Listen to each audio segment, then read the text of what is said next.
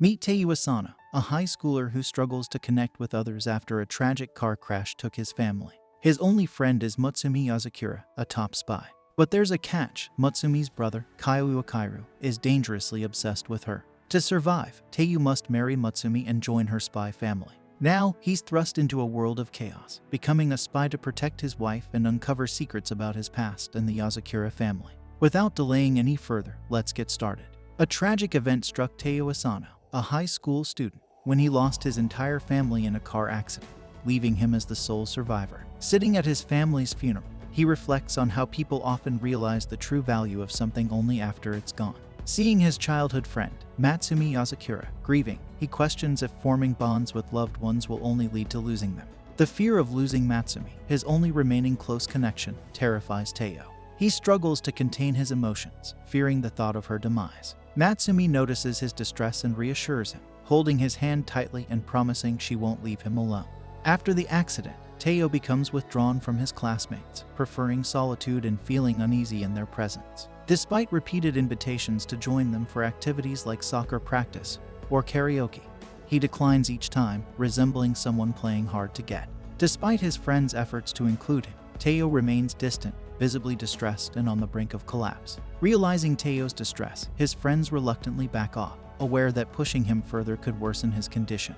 Determined to help him, they decide to try again another day, hoping to eventually bring him back into their social circle. Teiyu feels guilty for declining his friends' invitations because he doesn't dislike them at all. Actually, he's happy they asked him, but he has his own reasons for saying no. Just then, Matsumi arrives and asks Teiyu if he rejected his friends again. Surprisingly, Teiyu can easily talk to her without experiencing panic attacks. Since Teiyu is always busy with work, he doesn't have time to make his own meals. So, Matsumi often prepares his lunch and delivers it, making sure he doesn't skip his veggies. She expresses concern for Teiyu's situation and his lack of adherence to social norms, like any caring mother would. Teiyu is quick to remind her that she shouldn't talk like that, as she also rejected a boy despite his intelligence, good looks, and position as the soccer team captain.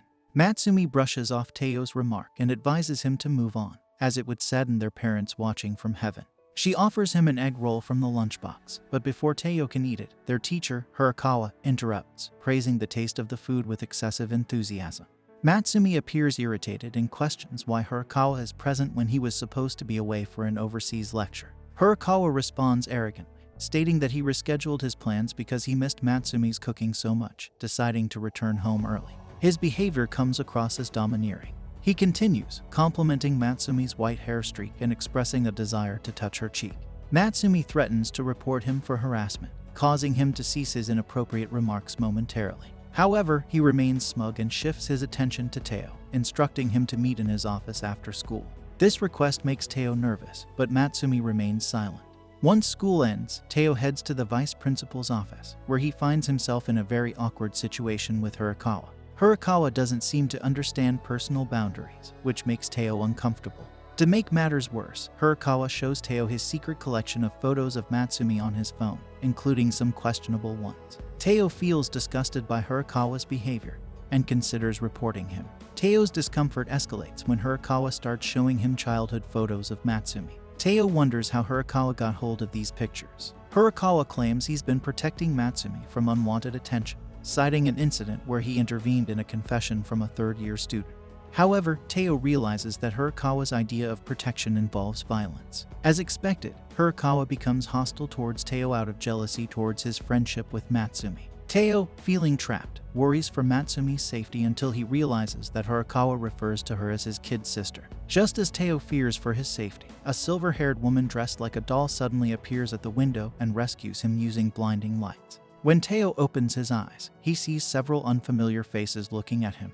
Matsumi is the first to greet him, but Teiyu feels disoriented and doesn't recognize the people or the place. He panics and moves away from them, asking who they are. Matsumi calmly explains that they are her siblings. The silver-haired woman who rescued Teiyu is Matsumi's elder sister, Futaba. Futaba introduces her other siblings, Shinzo, who is skilled with technology, Shin, a professional gamer, Kengo, known for being cool, Nano, who is very shy but incredibly smart, and their guard dog, Goliath, who looks like a black cat. She reveals that they are a family of spies, a secret she had to keep hidden for over 10 years, and now feels relieved to share. However, Teo feels overwhelmed by this revelation. He had believed Mutsumi's family were just ordinary greengrocers, dealing with vegetables like eggplants and radishes, not guns and intelligence. Teo thinks Mutsumi is playing a prank on him and decides to test it by picking up one of Shinzo's guns and pretending to fire it, only to frighten himself even more. As freelance spies, their reputation is quite good. Their eldest brother, Kawakero,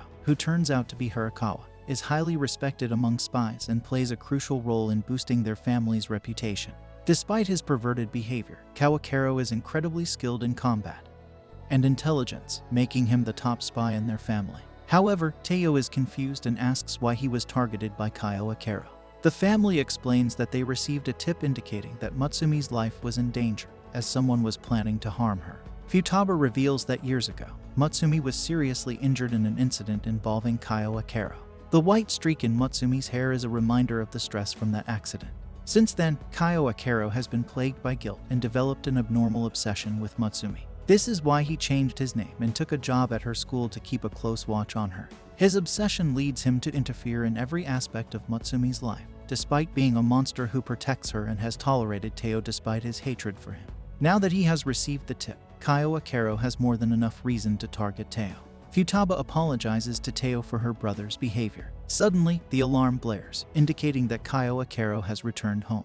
The siblings assure Teo that he is safest with them, as they have set traps from the entrance to the living room where they are gathered. Despite their preparations, they acknowledge the risks: a 30% chance of success, a 42% chance of one of them needing 6 months to recover, and a 25% chance of the house burning down. Seeing Teo hesitate, Futaba reveals the only way he can survive is by marrying Matsumi. According to the peace treaty within their family, no member is allowed to harm another. To formalize the marriage, they must exchange the family's cherry blossom ring, worn by every member. The ring is divided into 2 bands, and once one gives their half to their spouse, the marriage becomes official. This action would protect Teo from Kawakero's anger and potentially help Kawakero move past his obsession with his sister. Teo struggles with the decision, so Matsumi steps in and declines, citing Teo's recent loss and ongoing struggle to rebuild his life.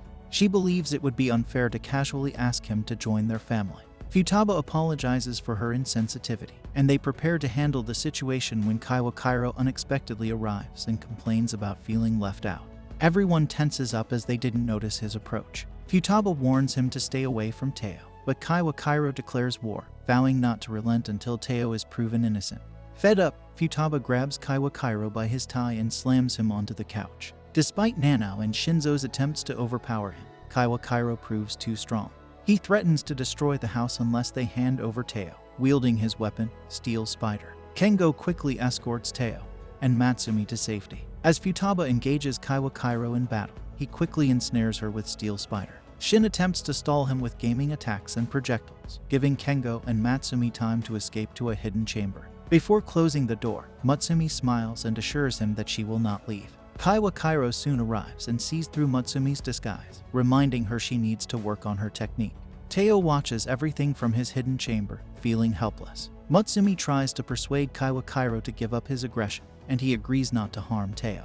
However, he demands Matsumi stay in the house to avoid trouble, forbidding her from using the internet, returning to school, seeing friends, or pursuing romance. He aims to restrict her freedom to keep her safe, which Matsumi reluctantly accepts. As Kawakero approaches for a hug, Matsumi's blade pierces his flesh, but he remains unfazed.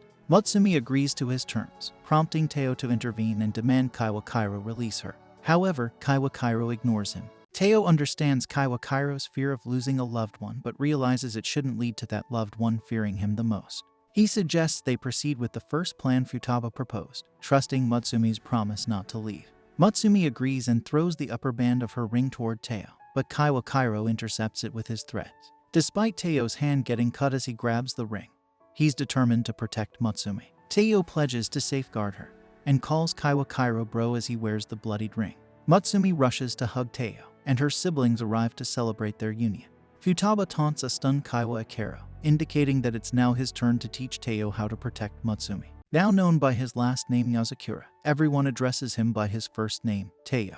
After the eventful evening, Teo is eager to return home and get some sleep.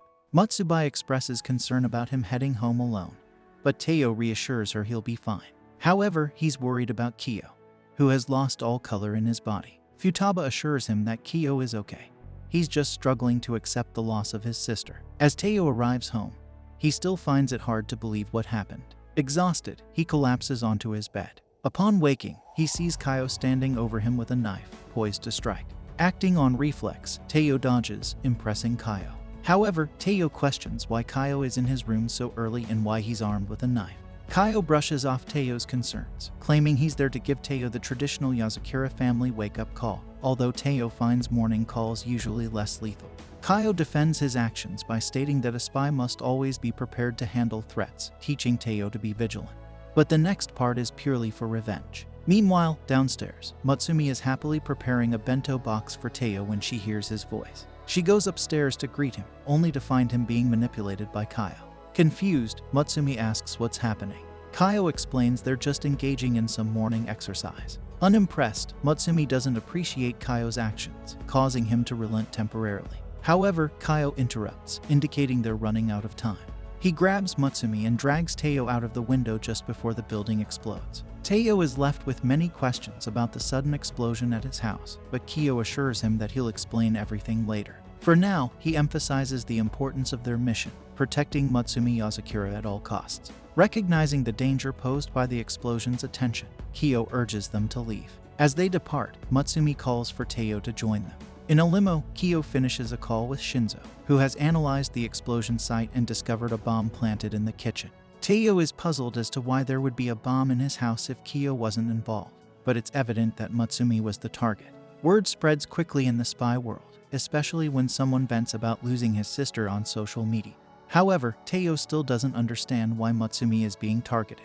Kyo explains that it's because she is the 10th head of the Yozakura family. The Yozakura lineage dates back to the Edo period, with generations of ninjas. While many family members possess superhuman abilities, there is always one ordinary person born into the family known as the head. Although the head lacks superhuman ability, their children inherit the abilities of the Yozakura gene pool. Therefore, the superhuman family protects the head, ensuring the continuity of the Yozakura lineage. However, as her siblings, they prioritize Mutsumi's freedom to live her own life. However, Mutsumi counters that all her siblings are risking their lives to protect her, so she must fulfill her role as the family head as well. Kaido is moved to tears by his sister's sense of duty, but he struggles to accept her marriage to Teo. Despite his personal frustrations, Kaido further explains that Mutsumi will eventually have to make her debut as the head of the Yozakura family.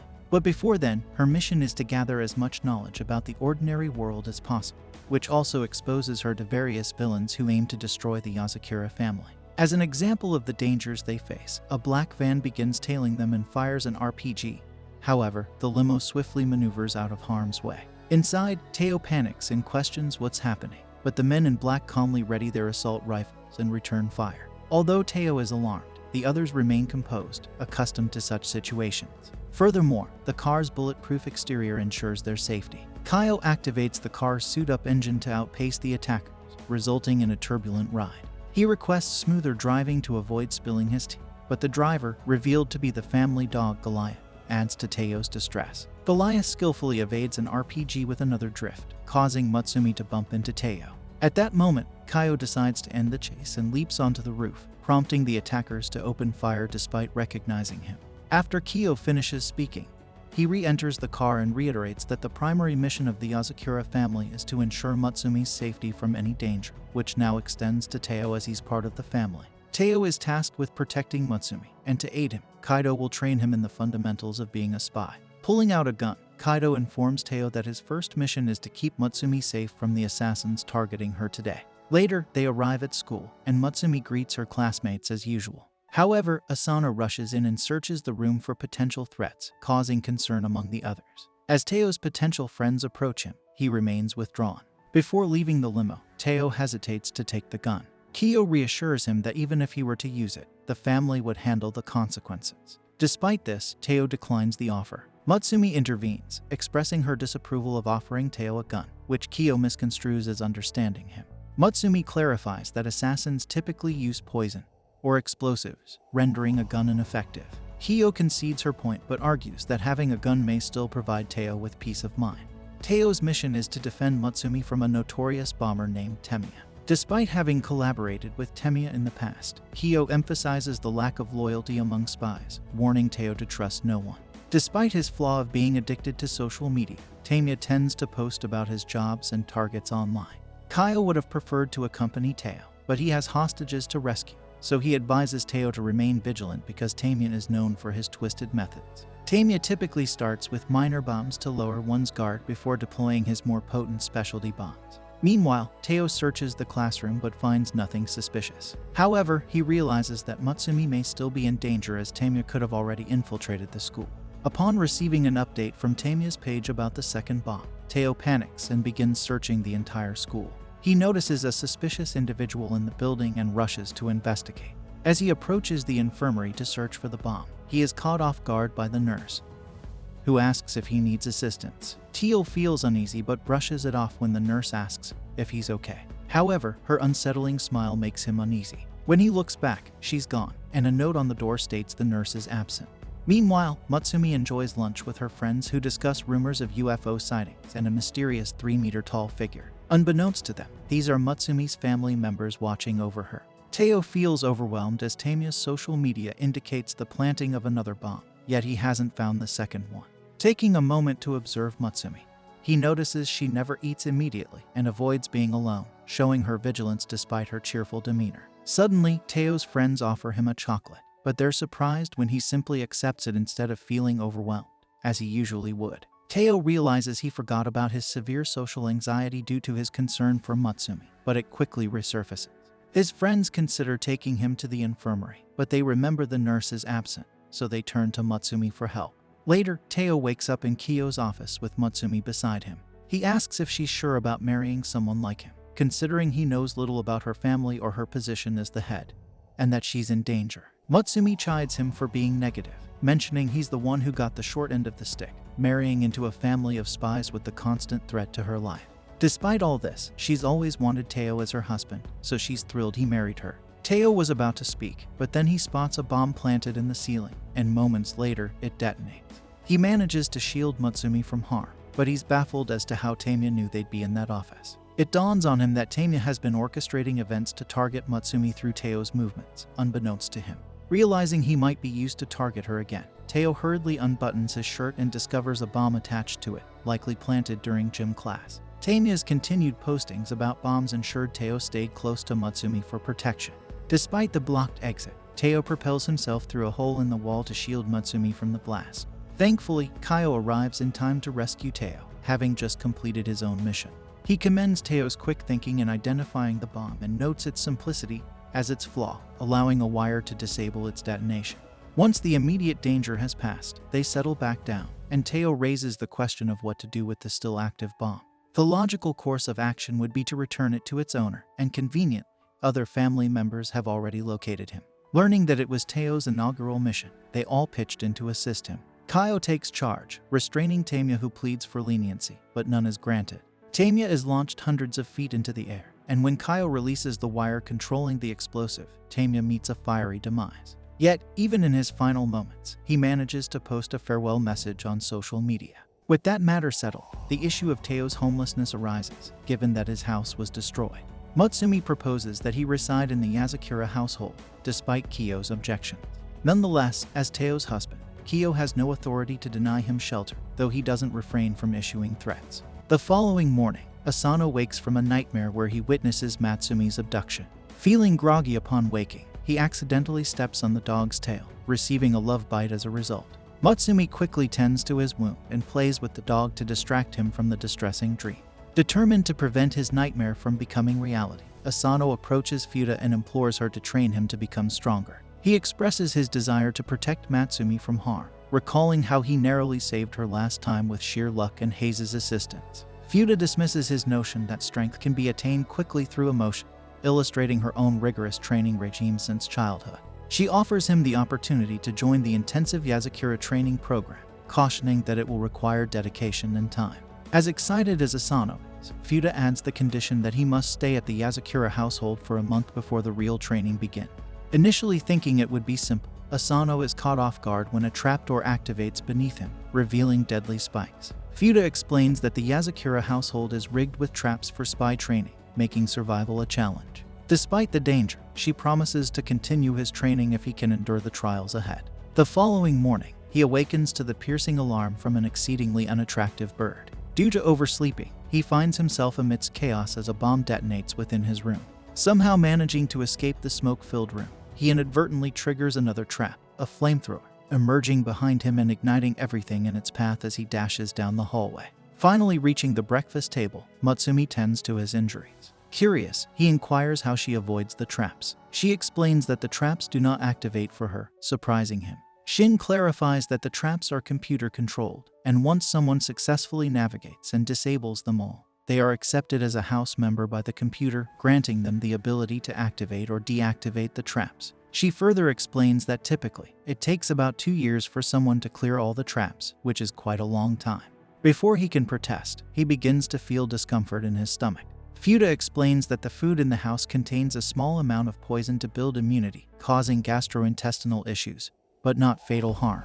Rushing to the bathroom, he finds it locked, requiring him to pick locks and decipher codes for entry. From that day forward, Asano's grueling daily routine commences. While others in the household manage to disarm the explosive bird before it detonates, Asano repeatedly falls prey to its blast. The fridge is equipped with lasers, posing a hazard. However, Shin utilizes her drones, and Fuda relies on her superhuman speed to retrieve items safely. Conversely, Asano inadvertently activates the trap, triggering a barrage of machine gun fire. Turning on the TV requires shooting the power button with a gun, but the recoil proves too challenging for him, causing him to fall each time.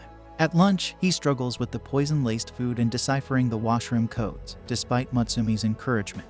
Even bathing becomes a trial, with the shower simulating Russian interrogation techniques, which he detests. The following day, he appears exhausted at school, burdened by a 30-kilogram shirt intended to maintain his basic strength even during rest. After a draining day, upon returning to his room, he finds Matsumi asleep at her desk. He covers her with a blanket, inspired by her diligence, then decides to practice shooting skills outside. Matsumi awakens and offers him tea, advising him to take it easy since he's protected her before. She recounts an incident from high school when bullies attempted to cut her hair. Asano intervened, causing the bullies to flee, saving Matsumi from harm. He pledges to become stronger and remain by her side before retiring for the night. Weeks pass, and Asano learns to disable the birds effortlessly and navigate the laser traps, skillfully using the pistol to turn on the TV. Shinzo praises Asano's ability, but Asano admits he still struggles with changing channels. Shortly after, Shin enters the room and presents Shinzo with Asano's progress report since his arrival. Later that day, Tubhead instructs him on escaping the poison gas trap, and he manages to endure the basic poison food. However, upon trying the milk, he falls ill again and rushes to the washroom, only to be thwarted by the access codes. Concerned, they find him nearly unconscious on the floor. Fuda rushes him to the infirmary for examination, discovering he has a fever from exhaustion. Upon closer inspection, they find he's wearing a fake bodysuit, concealing his battered and bruised state from rigorous training. To spare Matsumi worry, he requested the disguise while recovering. Impressed by his exceptional progress, Fuda advises him to rest and provides a book on coding. She insists he complete it before resuming training. After a week, he successfully cracks the washroom locks, marking his acceptance as a Yozakura house member by the computer. However, his relief is short-lived as Shinzo presents a 100 kilograms shirt, signaling an increase in training intensity. As Shin elevates trap difficulty from normal to hard, Asano realizes his journey has only just begun, understanding he has much to learn before he can protect himself and Matsumi from all dangers. The next morning, Matsumi prepares breakfast as usual, while Asano clumsily attempts to put on her undergarments. She shoots him a disapproving look, commenting on his strange behavior and assuring him that, despite his odd fantasy, she won't divorce him. Asano insists it's all a misunderstanding, explaining he's just practicing his disguises. Suddenly, a stunning blonde woman enters the kitchen, asking if everything is all right. Asano is puzzled, but Matsumi recognizes it's Kengo in disguise. Kengo playfully bothers Asano, but Matsumi intervenes, telling him to stop and leave Asano alone. Haiz then appears, requesting a goodbye kiss from Matsumi before leaving. Overwhelmed, Matsumi reprimands both Kengo and Haiz with a smack on their heads. Later that day, Asano meets Shinzo, who is preparing to embark on a solo mission. Asano inquires about the mission's danger level, but Shinzo assures him it's low risk, involving gathering information on a counterfeit money operation, and shouldn't take much time. Asano wishes Shinzo luck and heads to school with Matsumi. While walking towards the school building, a ball hurtles towards Asano at high speed, but he instinctively catches it and effortlessly throws it back with remarkable strength. Later, during lunchtime, Asano and Matsumi go to the roof to eat. Matsumi mentions to Asano that he may not realize it, but his strength and skills have noticeably improved due to his training. His footsteps have become so quiet that people now jokingly call him a ninja. Matsumi then asks if Asano is available after school to assist her with some work. Asano agrees, and when they return home, Matsumi assigns him various tasks related to paperwork. As Asano brings more documents, Matsumi swiftly analyzes them and identifies errors. She designates Asano as her personal assistant and instructs him to send emails to investors to boost their stocks. While sorting through the files, Matsumi notices a report by Kengo that appears to be incomplete. Angered by Kengo's repeated negligence, Matsumi takes Asano to Kengo's room, which is overflowing with clothes. Matsumi demands that Kengo complete his report immediately, and he miraculously emerges from atop the pile of clothes to fulfill her request. Kengo dismisses Matsumi's seriousness and continues eating his sushi, telling her to stop acting like an overprotective grandmother. Matsumi becomes furious and grabs her handcuffs to enforce punishment in the Yozakura style. Realizing the gravity of the situation, Kengo swiftly escapes the room by leaping out of the mound of clothes. Asano, having honed his speed through training, blocks Kengo's path.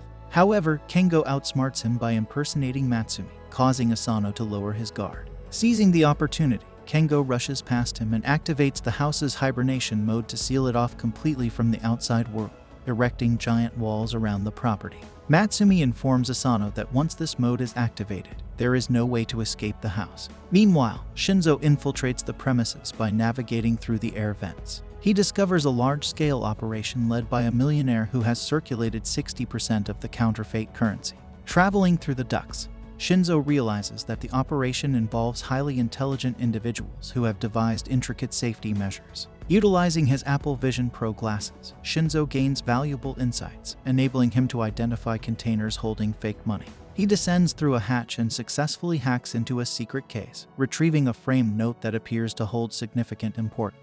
However, before he can investigate further, an alarm is triggered, prompting him to flee the scene. Back at the Yozakura house, Matsumi meticulously checks each room, scanning for any signs of Kengo's presence. She enters her own room and employs an infrared device to detect any hidden traces, but finds nothing. As Asano observes, he admires Matsumi's diverse array of hobbies, noticing a recent painting she completed. Next, they visit Shin's room, where she is engrossed in a physical game, albeit with limited success. Moving on, they proceed to Buckethead's room, where he warns them of dire consequences for Kengo if he is found. Finally, they arrive at Hai's room, only to discover it entirely plastered with Matsumi's photographs. As Asano wonders if Kengo could have eluded them, Matsumi assures him that escape is impossible with the house under lockdown. Suddenly, the other siblings join them, inquiring about Kengo's whereabouts. Just then, Asano hears a noise and turns to see Kengo's face hidden within a picture frame of mammalism. Kengo swiftly flees, and Asano gives chase but soon yells in surprise as he falls. Rushing over, Matsumi finds Asano on the ground, nursing his head, claiming that Kengo threw the frame at him and darted into a cavity within the wall. Matsumi concludes that Kengo must have found a means to bypass the lockdown, fueling her anger as she storms back to Kengo's room, determined to lift the lockdown. Upon entering, she swiftly handcuffs Asano, suspecting that Kengo has taken his place in a desperate bid to deceive her. Convinced of Kengo's ruse, Matsumi asserts that there is no way out of the lockdown, implying that Kengo intends to escape once she lifts the restriction. Kengo acknowledges his defeat and removes his disguise, joining Matsumi in searching for the needed paperwork. Later, Asano enjoys a delicious curry prepared by Matsumi, prompting him to inquire about the secret ingredient. To his shock, Matsumi jests that cyanide is the secret, causing Asano to feel ill and excuse himself to answer a phone call. Upon answering, he finds Shinzo on the line, urgently pleading for Matsumi's assistance. They engage in a video call, during which Shinzo tearfully recounts being caught in a gunfight without ammunition. Matsumi explains to Asano that while Shinzo is a skilled spy, he heavily relies on his weapons, rendering him vulnerable without them. She asks Asano to deliver weapons to Shinzo, to which he readily agrees. After donning appropriate attire and carrying a bag of weapons, Asano navigates through the secure building's corridors. Unfortunately, he is intercepted by a guard who aims a gun at him. Drawing upon his training, Asano deflects the gun and swiftly subdues the guard with a series of strikes. As more guards converge on the scene, Asano employs his combat skills to fend them off. utilizing his surroundings to his advantage. He manages to neutralize the threats, even using a weapon provided by Shinzo to incapacitate another guard with an electric shock. Locating Shinzo, Asano is greeted with gratitude and embraces from Shinzo, who thanks him profusely for the weapons. Suddenly, additional guards arrive, prompting a swift change in Shinzo's demeanor as he eliminates them with expert marksmanship. Retrieving a framed note, Shinzo leads Asano out of the room, effortlessly dispatching more adversaries along the way. However, their escape is interrupted when Asano is shot in the leg by a sniper, causing him to collapse in pain and begin bleeding. The sniper demands that Shinzo surrender his weapons, posing a dire threat to their escape. Following Shinzo's instructions to ensure Asano's safety, he relinquishes his gun. However, Asano recalls Shinzo's resourcefulness and quickly throws a fork at him. Shinzo catches it and skillfully uses it to disable the sniper's weapon, buying them precious time. Asano seizes the opportunity to retrieve his gun and eliminate the threat, ultimately saving his own life. As night descends, Shinzo carries Asano on his back as they make their way back. Asano expresses his gratitude to Shinzo for saving his life, acknowledging that he would not have survived without him.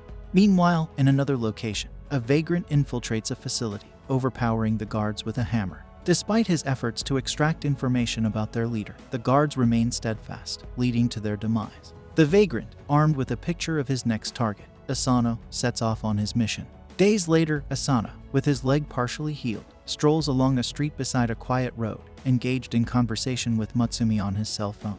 She recounts the legend of a special Ferris wheel in their city known as the matchmaking Ferris wheel. As they chat, she expresses her desire to spend a day with him there on their next day off, suggesting that couples who watch the sunset from the Ferris wheel are destined for lasting happiness. As Mutsumi's voice fades into the background, Asano notices a white sedan pulling up beside him. A disheveled man emerges from the car, his appearance unsettling. Asano locks eyes with the mysterious figure, a sense of foreboding settling over him. Mutsumi notices Asano's lack of response and calls out to him. In a serious tone, Asano informs her that he needs to end the call and moves the phone away. Meanwhile, the man from the car approaches Asano, confirming his identity by using his name, which unsettles Asano. Observing the man's actions, Asano watches as he retrieves a police ID card from his coat and introduces himself as Hodo, a police officer from the Koizumi precinct. Without elaborating further, Hodo requests Asano's presence at the police station for interrogation. With little room to refuse, Asano agrees and accompanies Hodo to the police station. Inside a dimly lit interrogation room with only a small light bulb, Hodo wastes no time in presenting a photo found on the dark web. The image depicts Asano during recent altercations. Seeing the photo, Asano is deeply disturbed, realizing that it's accessible to anyone online. He questions how his photo ended up on the dark web despite assurances from the Yozakura siblings about maintaining secrecy regarding their clandestine activities. Hodo continues to display more images depicting Asano involved in various illegal activities, including the use of illegal firearms, trespassing into private property, participating in a car chase on public roads where Mitsumi's pet was driving, and being present during the detonation of a ceiling bomb at his school. Asano realizes that he wasn't responsible for some of these incidents, but he remains silent when Hodo accuses him of all the crimes. Hodo expresses his skepticism, noting that a teenager couldn't orchestrate such activities alone and questions the absence of evidence implicating any accomplices. He suspects that Asano is affiliated with a covert organization engaging in these activities discreetly. Hodo offers to mitigate Asano's punishment if he provides valuable information leading to the arrest of others involved. Despite the pressure, Hodo persists in pressing Asano to divulge any secrets and expose his alleged collaborators. But Asano is aware of the consequences of betraying trust. He thinks about the Yozakura siblings, and with determination, he asserts that he doesn't know anything. Hodo advises him to calm down and consider his response carefully. Then, he offers Asano a glass of water and openly adds a white powder to it. As Asano watches, Hodo tries to justify his actions by claiming it's just added minerals. However, Asano recognizes it immediately as truth serum and refuses to drink. Despite his lack of subtlety, Hodo resorts to force and forcibly pours the liquid down Asano's throat before he can react. Fortunately, due to his training with the spy family, Asano is able to gather the liquid into a bubble and spit it out. When Hodo realizes the truth serum failed, he turns to violence, grabbing a hammer and smashing the table. As Asano reacts instinctively, he swiftly moves out of harm's way and lands on a nearby bag. Observing a red liquid seeping out of the bag, he assumes it's blood, which is confirmed by Hodo, who reveals it's from a recently deceased drug dealer. Hodo attempts to confront Asano again, wielding the hammer, and attempts to intimidate him into revealing information. However, Asano manages to evade his attack, causing the hammer to strike the wall instead. To his surprise, he sees Hiza grinning mischievously. It's revealed that Hodo and Hiza are old friends who collaborate to conceal the Yozakura family's activity. Asano was deliberately put through this ordeal to test his loyalty and resilience, and he passes with flying colors, impressing even the typically stoic Hodo. The following day at school, Hiza, who also serves as the vice principal, assumes teaching duties. Asano, feeling incredibly tired, struggles to stay awake in class despite its quiet atmosphere. The urge to succumb to a brief nap is overwhelming. Just as he closes his eyes, a chalk whizzes past his head at incredible speed, embedding itself in the wall behind him. This sudden event jolts him wide awake, and he remains alert, employing additional focus. Hiza admonishes him, emphasizing the need to train his mind to resist sleep, warning of more chalk projectiles if he fails to do so. Mitsumi intervenes, attempting to prevent her brother from pushing Asano too hard. However, Asano agrees to undertake the challenge of reducing or eliminating his need for sleep through training. Using a duster, Hiza releases a thick smoke, causing the rest of the class to fall asleep, though Mitsumi is protected by her gas mask. Despite feeling drowsy, Asano's conditioned reflexes allow him to instinctively deflect any incoming chalk projectiles. Making significant progress in his training, Asano is assigned his inaugural mission to discreetly identify and disarm a couple suspected of carrying guns at an amusement park. Mitsumi surprises Asano by joining him on the mission. Delighted by her presence, he hopes to make the most of the day, aiming to impress her as a capable partner. They discreetly observe three suspicious couples, trailing them as they enjoy various rides and games at the park. Asano notices a couple deeply in love, dressed alike and exchanging romantic gestures. Inspired, he decides to emulate their affection by picking a rose for Mitsumi. After determining the first two couples harmless, they focus on the final pair in suits at a restaurant. While Mitsumi goes to fetch drinks, Asano observes the man retrieving a box from his coat. Alert, Asano prepares for a potential altercation, but the man surprises everyone by proposing with a ring. As relief washes over Asano, a heated argument erupts between the previously affectionate couple. Their dispute escalates, culminating in the girl brandishing a gun at the boy, who retaliates in kind. Panic ensues as people flee, including Mitsumi, who becomes trapped. Amidst the chaos, the couple opens fire, endangering everyone. Asano shields a boy under a table, then swiftly disarms the couple with just 2 shots. Police intervene, apprehending the dangerous duo. Though the day is marred by the incident, Asano's quick actions prevent further harm. To conclude their outing, Asano presents the slightly damaged rose to Mitsumi as they ride the matchmaker Ferris wheel, hoping the legend holds true and they enjoy lasting happiness as a couple. A few days later, Shin discovers that someone has been trying to hack into their household files for the past 4 days. She has been tirelessly working to repel the cyber attack without any sleep. Finally, she manages to trap the hacker in a reverse hacking procedure, but the hacker escapes by disconnecting the cord. Shin thinks she has successfully defended the files, but it turns out the hacker has already accessed most of Asano's information. Exhausted, Shin takes a break and informs Asano and Mitsumi about the hacking attempts as they prepare for school. Asano is concerned, suspecting that trouble might be looming, but decides not to dwell on it. As they leave for school, Asano senses danger and pushes Mitsumi behind him just in time to dodge sharp needles that hit the ground. He spots a slender figure hiding behind a pole and decides to run with Mitsumi through random alleyways. Despite his efforts, the attacker keeps up, forcing Asano to confront her. Ready with his stun gun, Asano watches the alleyway, but the attack comes from above. He manages to block it and push the girl away. The attacker, thrilled by Asano's strength, declares her love for him and her desire to kill him. Matsumi suddenly recognizes the attacker and tells Asano that she is Kiri, a spy known as the Manhunter. Kiri is infamous for carrying needles and stalking the men she becomes infatuated with, ultimately killing them.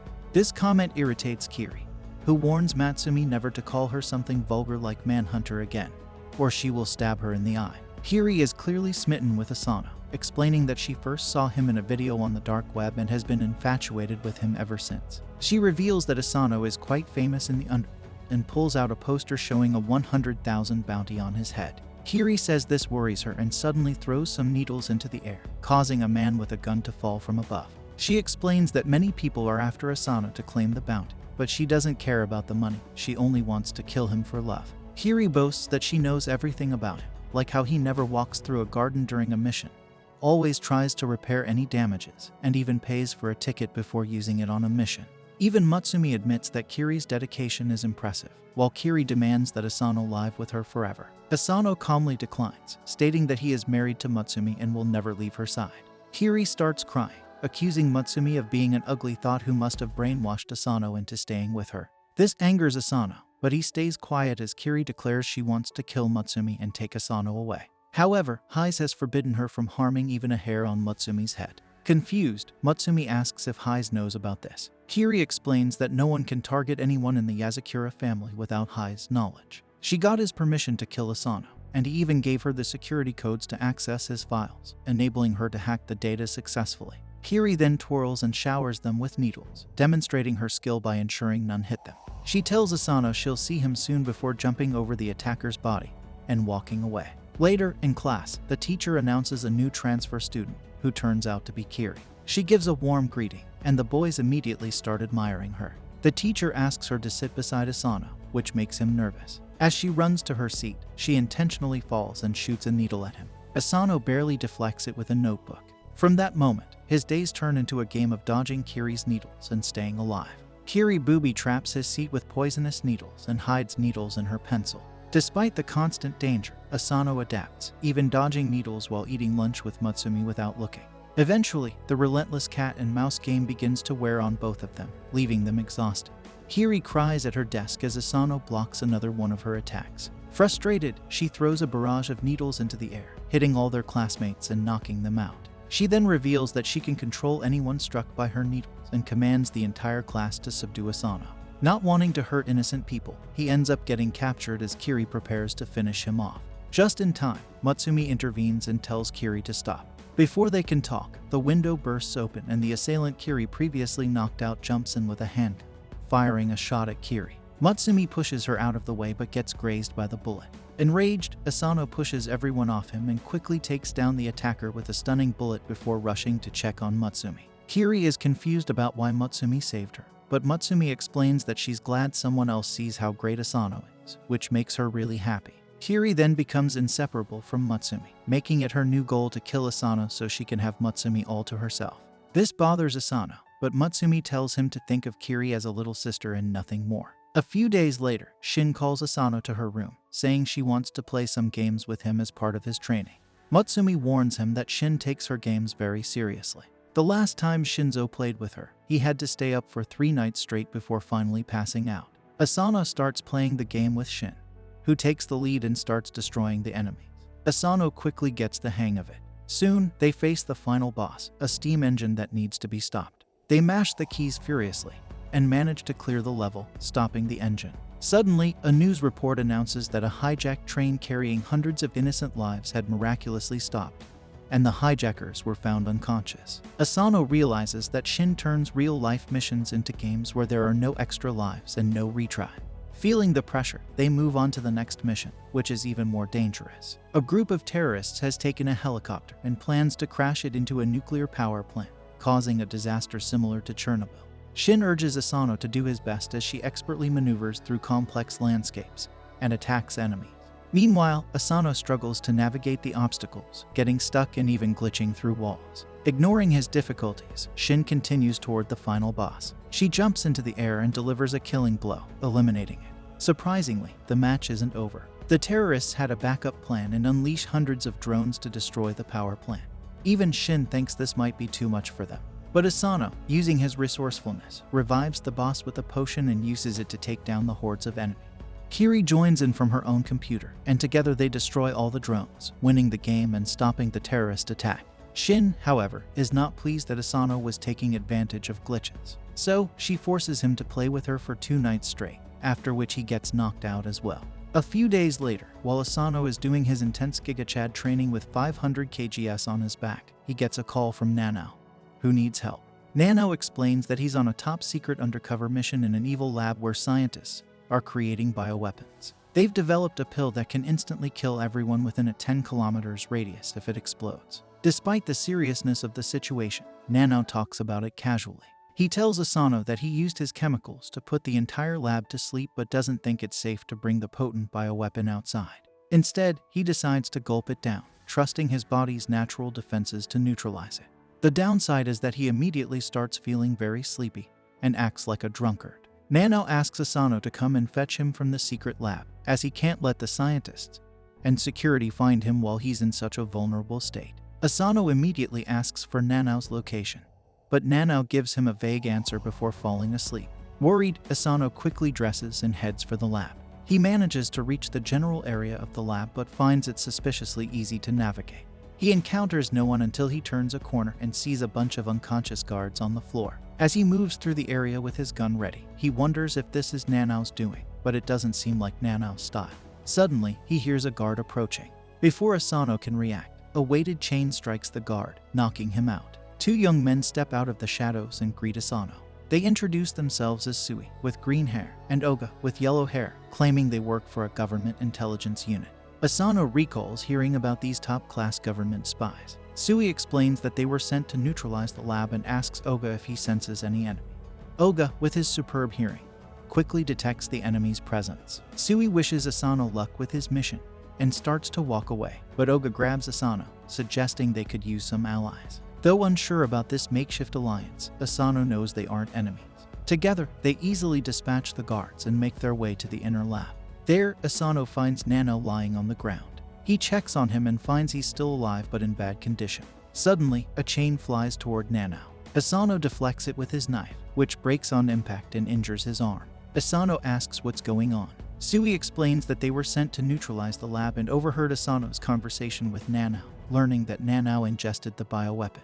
This makes Nanao a potential threat that needs to be dealt with. Asano steps in front of Nanao, declaring that they'll have to get through him first. He pulls out his stun gun, but Oga warns him not to proceed. However, Sui is not as forgiving.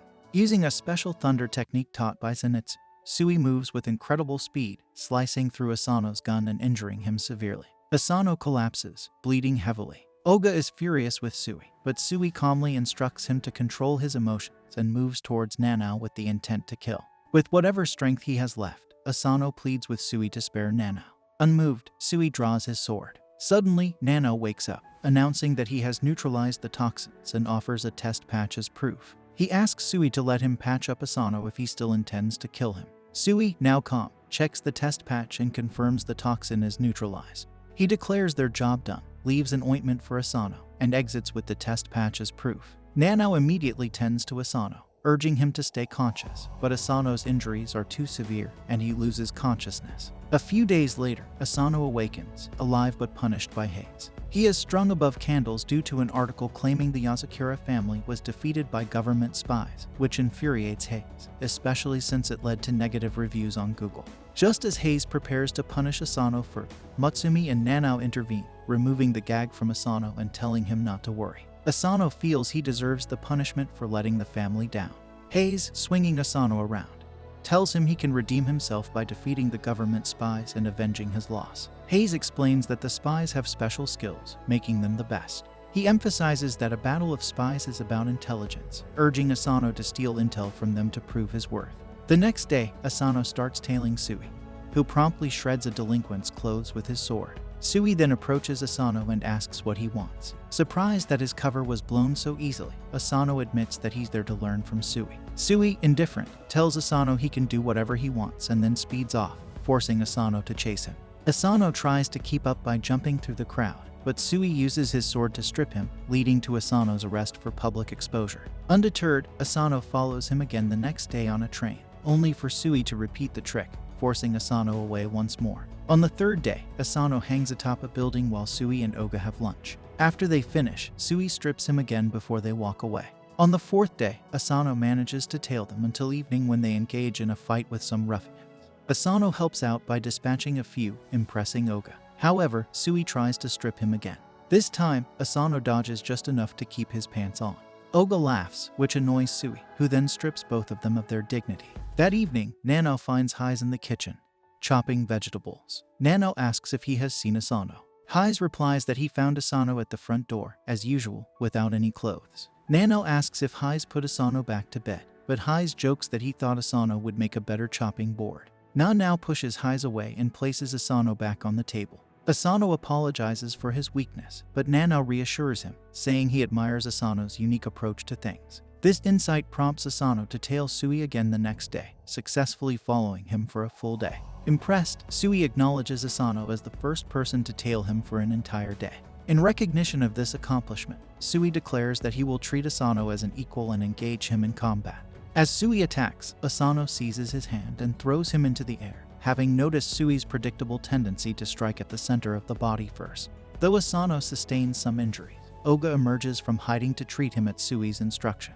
With this encounter, Asano overcomes the obstacle represented by Sui. Although others forget about his defeat, a spy newspaper reports on his naked sightings, labeling him a pervert, a new challenge for Asano to navigate. Despite this, Mutsumi reassures Asano of her love, regardless of the gossip. Days later, Mutsumi asks Asano for help with an errand, to which he readily agrees.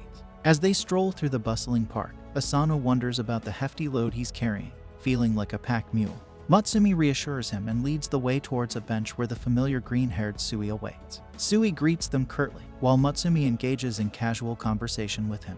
Asano, still confused, asks what's going on. Mutsumi explains they have some business with Sui, leaving Asano puzzled. He questions if Mutsumi knows Sui, to which she responds with a smile, assuring him that Sui is just a friend. Asano's mind wanders to past experiences, but Mutsumi brushes off his concerns, citing the nature of their spy work. They continue walking, with Sui and Mutsumi chatting animatedly while Asano trails behind, feeling like a subordinate. They enter a cafe-like establishment, which surprises Asano, expecting a more serious outing. Inside, the cafe resembles a pricey Starbucks, reminiscent of a lavish setting. Sui proceeds to order a coffee with a complex name, leaving Asano bewildered. Mutsumi, on the other hand, seems impressed by Sui's coffee expertise. As the barista operates a mysterious device, a trapdoor suddenly appears beneath them, sending them all tumbling through. As Asano plummets alone with the bulky luggage, Sui gallantly carries Mutsumi, engaging in conversation with her. Sui introduces them to the government spy headquarters, prompting Asano to caution him to keep his hands off Mutsumi. Mutsumi reassures Asano that Sui is just a friend, leading Asano to question her loyalty. Sui miraculously produces a cup of tea as they converse, advising Asano to remain vigilant as the situation could escalate. Suddenly, a barrage of projectiles, including arrows, darts, spikes, and lasers, flies toward them, part of the facility's security measures and training protocol. With grace, Sui deflects the projectiles with his sword, while Asano attempts to evade them with leaps and dodges. Sui and Mutsumi land safely, while Asano tumbles to the ground.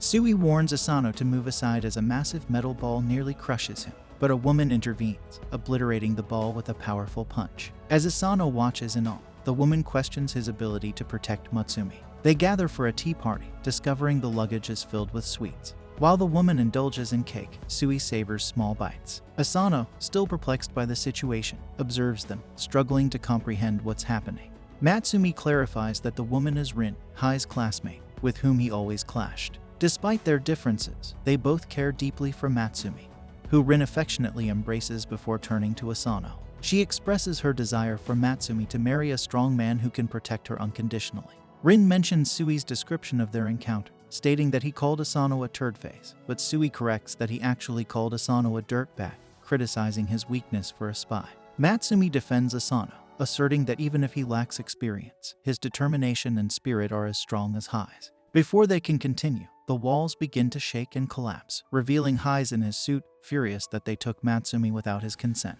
Rin bravely steps forward, inviting Hai's to join their tea party later. But Hai's, filled with anger, tries to attack her with his wires. Luckily, Rin's strength allows her to easily destroy his wires with just one punch. Yet, they are both determined to fight. The battle begins, with Rin and Hai's moving so fast that Asano struggles to keep up. They attack, block, and counterattack with lightning speed, making it hard for Asano to follow their movement.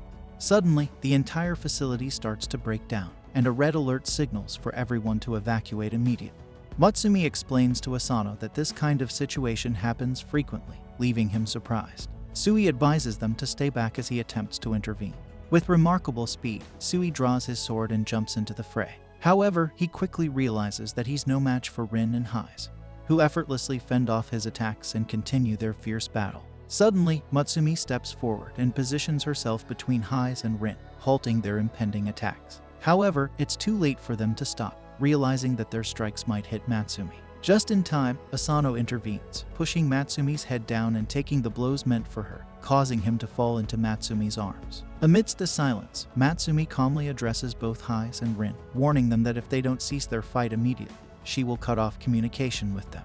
This stern statement instantly quells their aggression. However, Heize is so frightened that he faints, while Rin, overwhelmed with remorse, collapses to the ground and apologizes to Matsumi. Turning to Asano, Rin praises him for sacrificing himself to protect Matsumi, while Matsumi smiles, acknowledging his inner strength despite his unassuming appearance. After regaining consciousness, Rin approaches Asano and assigns him a task. She requests his assistance in conducting an undercover investigation against one of the most influential politicians in their area.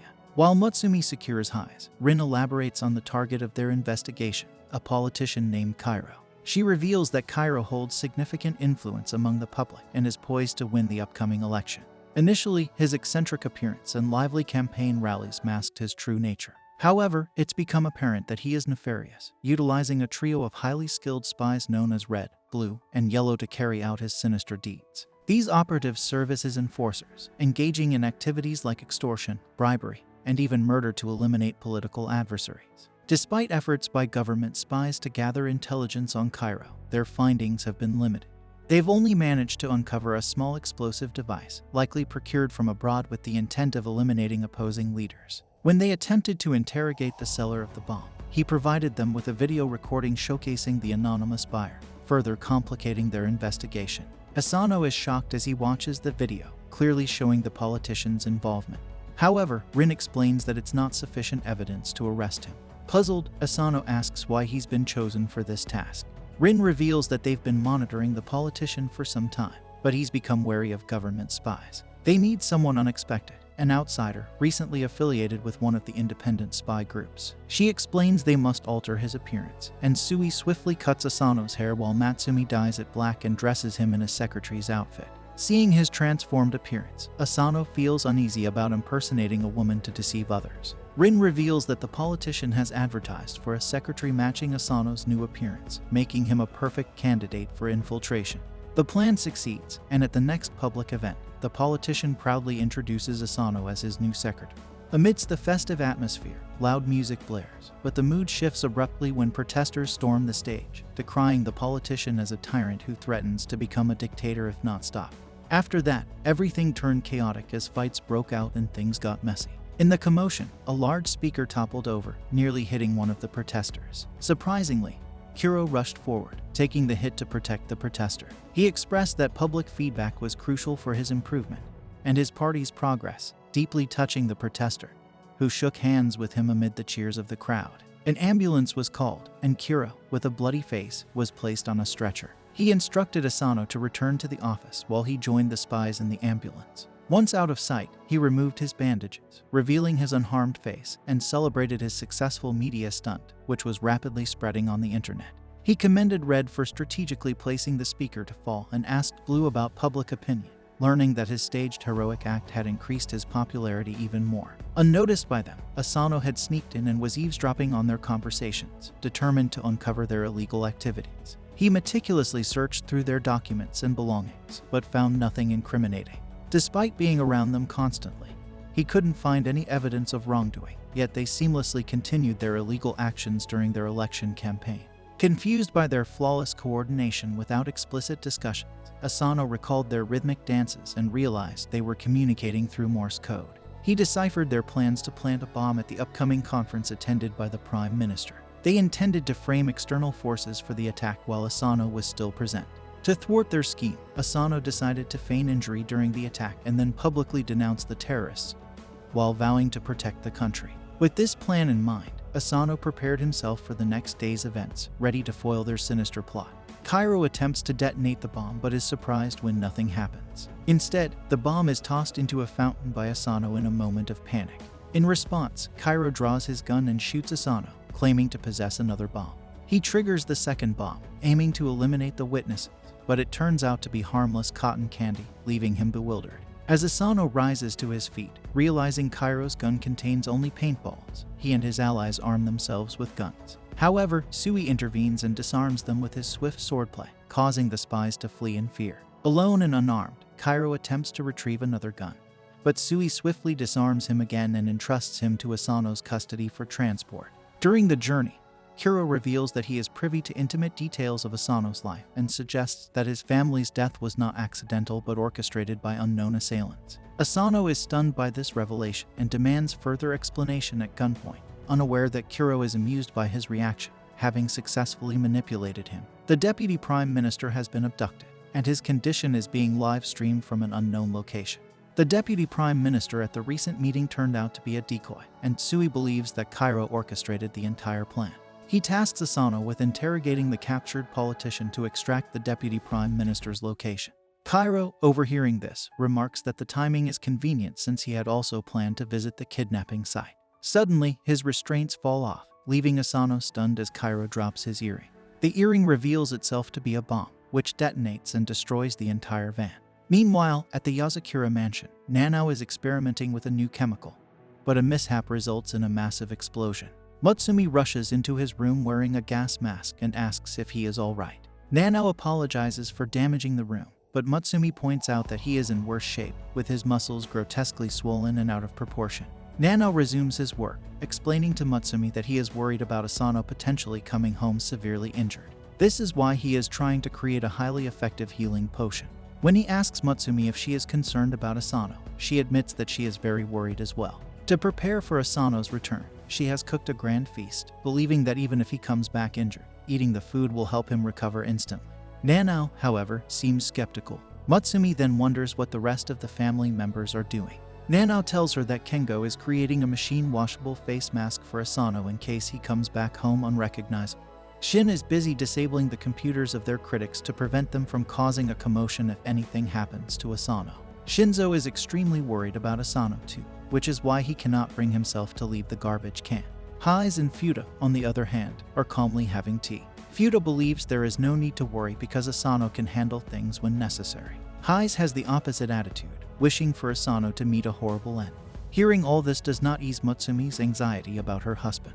Back at the location of the explosion, Asano is helping the injured driver, pulling him away from the flames. He receives a call from Sui, who asks if he is okay. Asano assures him that he is not injured and even managed to save the driver, but Kuro escaped. Sui replies that it is not a problem because they were expecting it. He reveals that they had been hiding the truth about Kuro's identity from him. Kuro is not just an ordinary politician, but a former legendary spy thought to have died 6 years ago before starting a second career as a politician. They deliberately had loose security around him this time to figure out his plans. They placed a GPS tracker on Kuro, and Sui tells Asano to return home because his mission is now complete. On the other hand, Kuro removes the blindfold of the Deputy Prime Minister before taking a seat next to him. This meeting is being live-streamed across the country, throwing the media and general public into chaos. That was Kuro's motive from the beginning. The minister expresses his disappointment in Kuro, whom he thought was a committed politician despite his odd activities. He tells Kuro that engaging in such terrorist activities won't change the political situation in his favor. Kuro starts removing his disguise, and as he takes off his funky glasses, the minister begins trembling upon noticing his pitch-black eyes. Kuro remarks that the minister must have been certain he had killed him, which is why he didn't recognize his true identity earlier. The minister finally recognizes Kuro as a spy he had dealt with in the past. Kuro then turns to the audience and tells them that today, he will address them not as a politician, but as a man who lost his child. He reveals that he took revenge on numerous politicians involved in his downfall behind the scenes. However, the Deputy Prime Minister was the biggest culprit, so he wants to deliver justice to him in front of the entire world. Kuro points his gun at him, asking if he will tell the world the truth and end his political career or refuse to answer and die. The minister scoffs, saying it is a foolish idea to ask politicians to speak the truth. Just as Kuro decides to end the minister's life, the stream gets cut off abruptly. Asano arrives just in time and shoots down the recording device. Kuro is pleased to see the young spy, but Asano demands he let the minister go. Kuro refuses, knowing that Asano can't shoot him because the minister would also be caught in the crossfire. Kuro fires at Asano's hand, forcing him to drop his gun. However, Asano uses this opportunity to close the distance between them and grabs Kuro from behind. Kuro, anticipating this move, grabs Asano and slams him to the ground. He knows all about the weapons and fighting techniques used by the Yozakura family and takes the steel wires from Asano's pocket, using them to tie him up. Asano demands to know how Kuro could be so knowledgeable about his tactics. Kuro replies that his expertise lies in gathering information and leveraging it to his advantage. Asano questions why a spy like Kuro became a politician and deceived the public. Kuro explains that he has no interest in politics, and that everything he did was solely for revenge. Intrigued, Asano listens as Kuro recounts his story. Due to his exceptional skills, Kuro was highly valued in the political world and often tasked with politicians' dirty work.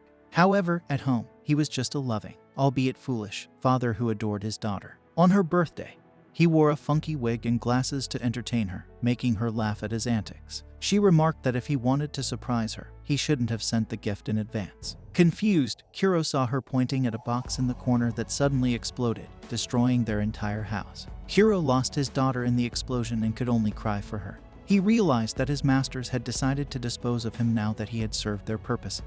In that moment, he vowed to exact revenge on them and make them feel the same pain he had endured. To accomplish this, he faked his own death and entered the political arena under a new identity.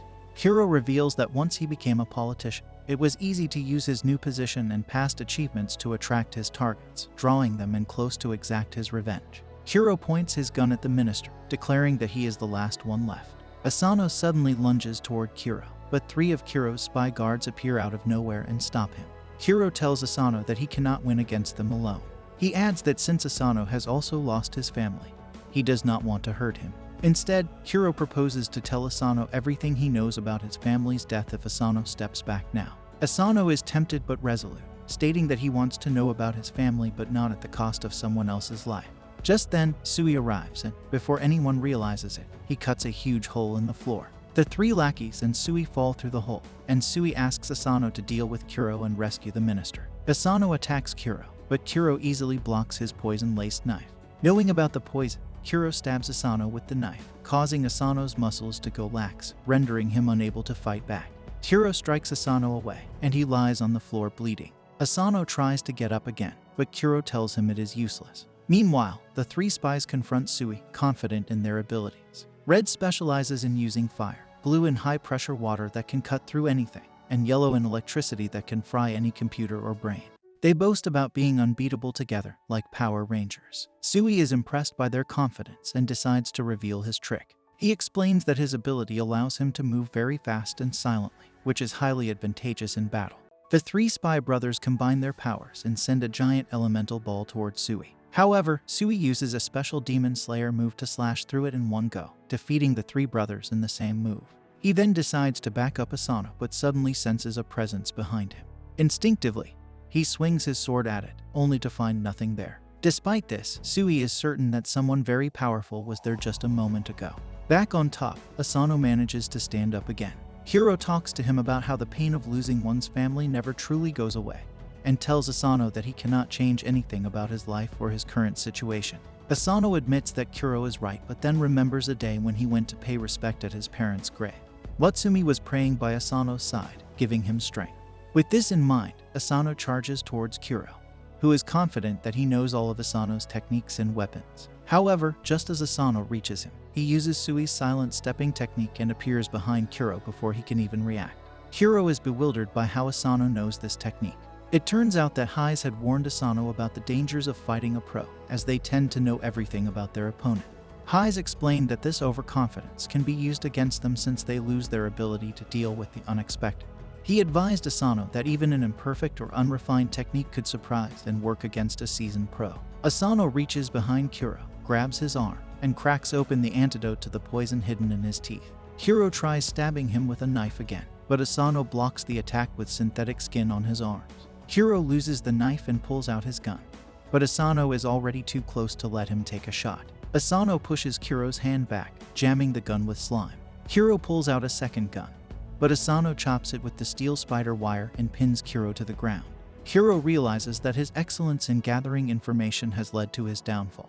He praises Asano, saying he will become a great spy one day, and advises him to keep moving forward out of respect for his actions and determination. Kuro decides to share all his information with Asano. He grabs Asano's hand and places something in it, but before he can reveal anything about Asano's family, he is shot in the neck. Asano is stunned because he didn't hear a gunshot, and there should be no one behind him. With his last breath, Kuro tells Asano to keep moving forward and then loses consciousness forever. Sui arrives and realizes that another assassin must have silenced Kuro. He tells Asano to be proud that he completed his mission against a much more experienced spy. Asano can only look at the paper slip that Kuro left him. It turns out that the paper contains a map pointing to where Kuro had buried his daughter. Asano goes to her grave to pay respects as per Kuro's last wish. After that, he puts his hand in a tiny hole in a tree and retrieves a box containing the information he has been searching for. Later, Asano returns home to his eagerly waiting family. Mutsumi runs to hug him, and everyone praises him for doing a great job. Although something seems to be bothering him, Asano can smile when he is with his family. A couple of days later, Rin calls both Asano and Mutsumi to her headquarters. They all sit down, and Rin congratulates Asano on successfully completing his mission, announcing that they are going to celebrate with a hot pot meal. Everyone gathers around the table as Rin puts an enormous amount of rice in Asano's bowl, then claims that she will prepare everything for the hot pot. Asano asks Sui what Rin is talking about. Sui explains that whenever Rin arranges a hot pot, she goes all out by capturing and hunting all the animals with her bare hands before bringing them in to cook. Rin walks towards a huge cluster of monstrous animals, much larger than herself, and contemplates which meat to use first. Sui approaches her and offers to chop the meat to size. Rin allows him, and with a single elegant slash of his sword, Sui perfectly cuts every animal to the right size for the hot pot. The amazing smell of food fills the room as Asano, acting like a total gentleman, grabs a bowl, fills it with soup, meat, and veggies, and hands it to Mutsumi. Mutsumi is touched and thanks him sincerely as she takes the bowl. But before she can take a bite, Hai stuffs Asano's mouth with a bunch of veggies, causing him to choke and fall to the ground. Hai warns Asano never to portion out food for his sister again, claiming that honor for himself alone. Hai quickly gets a bowl of food and tells Mutsumi that he only put in her favorite items. However, Rin puts Hai in his place by pushing his head into the bowl, telling him to back off and stop acting like a jealous in-law. This infuriates Hai, and a food fight immediately breaks out between him and Rin, with both of them throwing food at each other.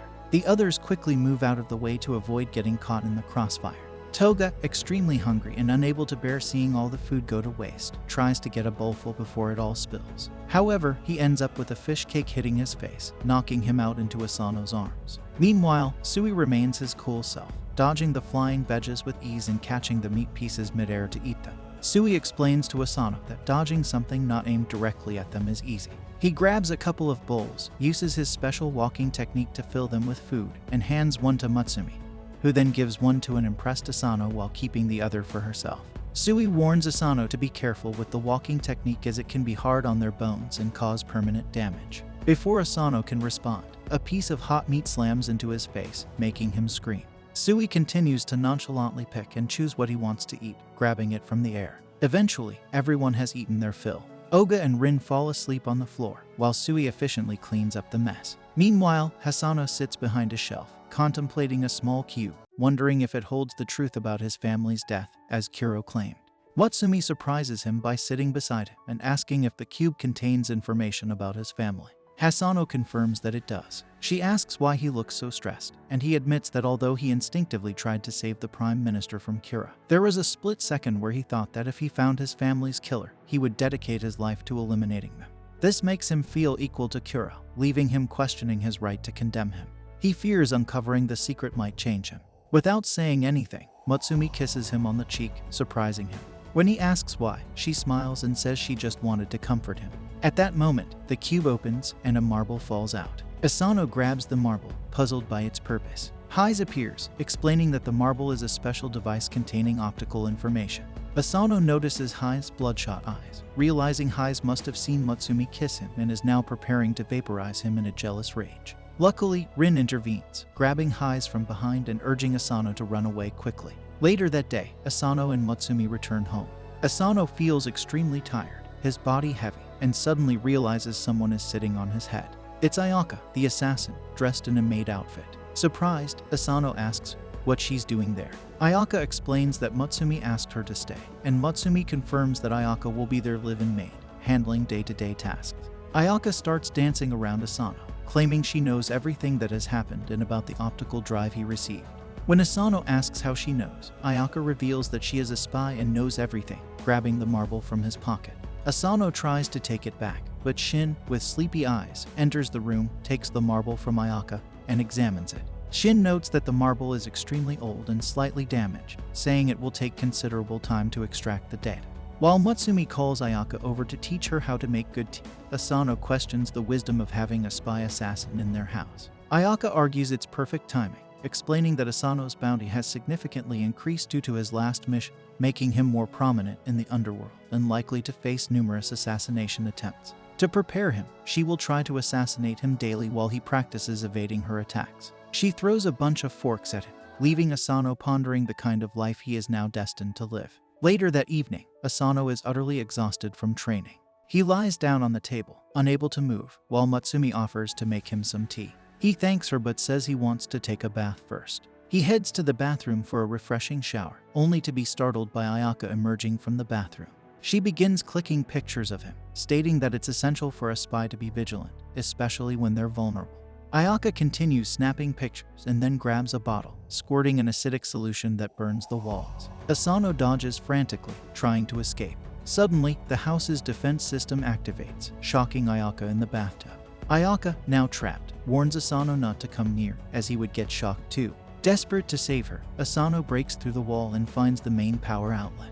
Without hesitation, he jumps into the tub, grabs Ayaka, and with his other arm, holds onto the power supply. Ayaka pleads with him to let her go, but Asano perseveres, managing to short the power supply and causing an explosion. Afterward, he stands over Ayaka on the ground. Unfortunately, Hise walks in at that moment, finding Asano in a compromising position. Infuriated, Hise grabs a prehistoric torture device, declaring that no man should even look at another woman if he's married to Matsumi. Asano runs for his life as Hise and the smitten Ayaka chase him, both naked, through the house. A few days later, Asano resumes his regular missions. One day, he forgets his phone. When Matsumi tries to hand it over to him, she notices a call from someone named Kaori. Asano quickly snatches it from her, claiming it's no one important before cutting the call and leaving. Matsumi is left puzzled. Ayaka appears behind her, startling her. Ayaka dramatically claims these are signs of cheating, leaving early, coming back late, turning off his location, getting calls from unknown people, and evading her attempts to follow him. Ayaka insists these are clear signs of cheating, but Matsumi trusts Asano and tells Ayaka not to worry. The next day, Matsumi takes Goliath out for a walk with Asano. She expresses her happiness at spending quality time with him, given his recent busyness. Asano smiles and starts asking questions about Goliath's breed. Matsumi explains that Goliath isn't an ordinary dog. He has been with the Yozakura family for hundreds of years, even serving as a guard dog for her great-great-grandmother. She reveals that Goliath is a special mix between a mystic wolf and a dog, allowing him to change shape. Right then, in front of Asano's eyes, Goliath transforms, becoming more wolf-like and growing in size. Matsumi mounts Goliath, demonstrating his strength, and asks Asano if he would like to join her. Goliath, however, has other plans and flicks Asano away with his tail, forcing Matsumi to hand over only the leash. Immediately, Goliath takes off, running at an incredible speed and dragging Asano behind him, even splashing through water. By the time they are done, Asano is drenched and lying on the ground in a park. Suddenly, a couple of kids gather around Goliath to admire him. Matsumi goes over, but Goliath senses danger. An explosion occurs, and thankfully, Matsumi saves the kids while Goliath shields her. They soon realize that Asano tried to protect them and took the brunt of the damage. This angers Matsumi, who asks Goliath to find the culprit. Goliath immediately sniffs the detonator and traces a route through the city. They discover that a third-rate imitator, planning to kill Matsumi, orchestrated the explosion from his mom's basement. The man is stunned to see Matsumi still alive. Goliath bursts through his door and swiftly eliminates him. Later that evening, Asano receives a call, which he quickly hides, claiming he needs to return home. Matsumi doesn't question him and asks Goliath to take them back. To their surprise, this time Goliath allows Asano to sit on his back, and they return home swiftly. Upon arriving, Asano is immediately attacked by Ayaka, who accuses him of cheating. Hearing this, even Hise arrives, ready to torture him. Before they can do anything, two people enter the room, identifying themselves as government spies. They clarify the misunderstanding, explaining that Kaoru is actually an old man. One of the spies produces special dark sweet tea leaves, which Asano had been trying to obtain. It turns out Asano wanted to get Hise's favorite tea leaves, which are extremely rare. He had gone through numerous missions to retrieve the ingredients but kept it a secret. Hise is overwhelmed with shame, realizing that someone he had antagonized so much did something so kind for him. Later that evening, they all sit down to enjoy the tea together, discussing future plans for the Yozakura family. This brings an end to our episode. If you enjoyed it, then don't forget to like, share, and subscribe our channel for more anime recaps. A few days later, Futa trains Asano's reflexes by shooting baseballs at him using a Gatling gun. Asano can barely keep up while dodging them, and after the grueling session, he returns home. There, he finds Matsumi looking at an old picture book. Everyone in the picture looks quite young, and Matsumi proudly shows it to Fuda and Asano. He asks about the occasion for the picture, and Matsumi explains it was taken to celebrate Neno passing his spy license exam. Fuda confirms that it is a family tradition to take a photo when someone gets their license. Asano, curious about the spy license, looks puzzled, and the girls watch him with confusion. Fuda then explains that a spy license is like a membership card issued by the Spy Association, which was formed at the beginning of the 20th century by spies to foster mutual aid.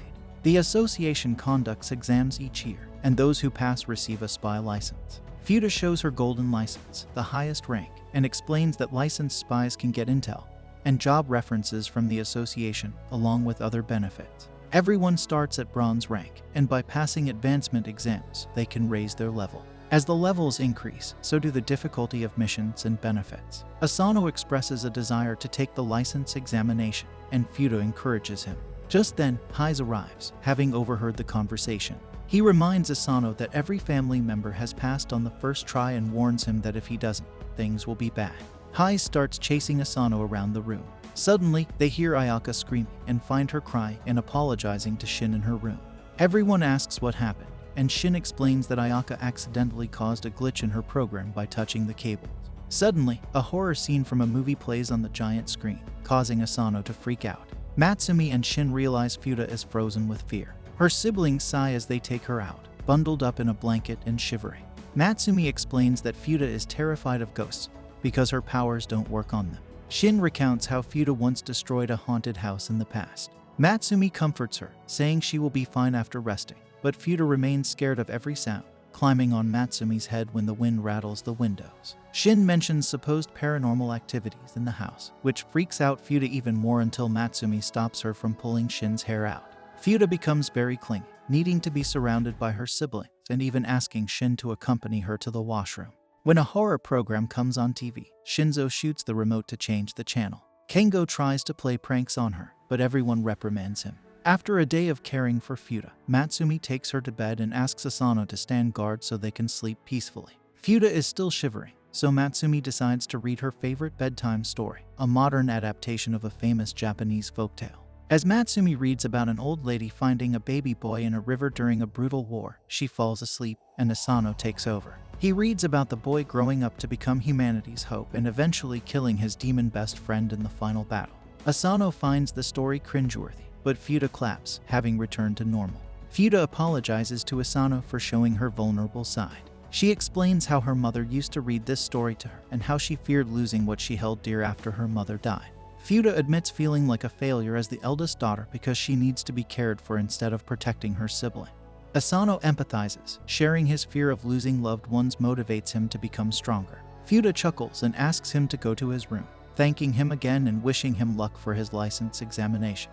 Asano leaves, and Fuda gently caresses Matsumi, covering her with a blanket.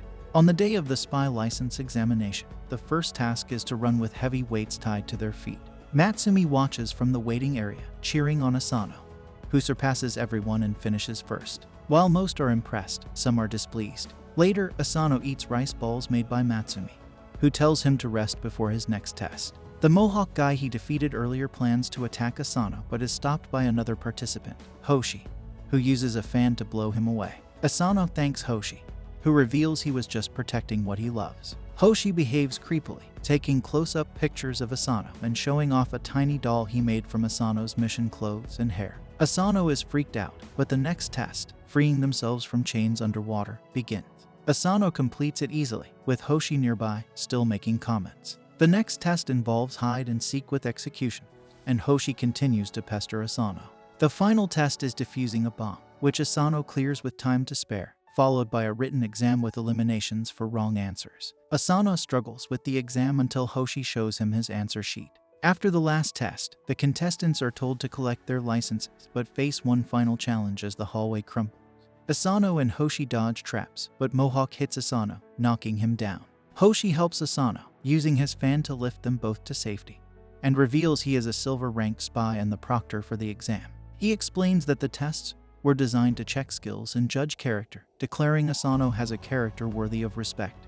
thus passing the test. Asano is delighted to receive his license, but Hoshi's crush joke continues, prompting Asano to jump into the pool below. Later, a party celebrates Asano's success. Hise falls from the roof, revealing secret passageways he created to spy on Matsumi, which Futa realizes were also used to freak her out. Futa breaks Hise's bones in response. They add Asano's license photo to the family album. A couple of days later, Asano discovers an old man in his school bag, who explains that the face ID to the house resets if one is away for a year. Asano didn't want to deal with the traps, so he simply jumped into the school bag to be carried safely. Asano could only stare at the old man, dumbfounded. The old man remarked that Asano looked quite stiff for his new grandchild. Asano's brain finally started working, and he immediately pulled out his gun, registering the old man as an intruder. Despite the old man's protests, Asano shot him. It was only after Matsumi arrived to clear up the confusion that Asano believed Ban was really the grandfather of the Yozakura family. Ayaka came by to give the old man some towels, and he instantly began flirting with her. He then pulled Asano and Matsumi closer, telling her that she had found a nice husband with good reflexes.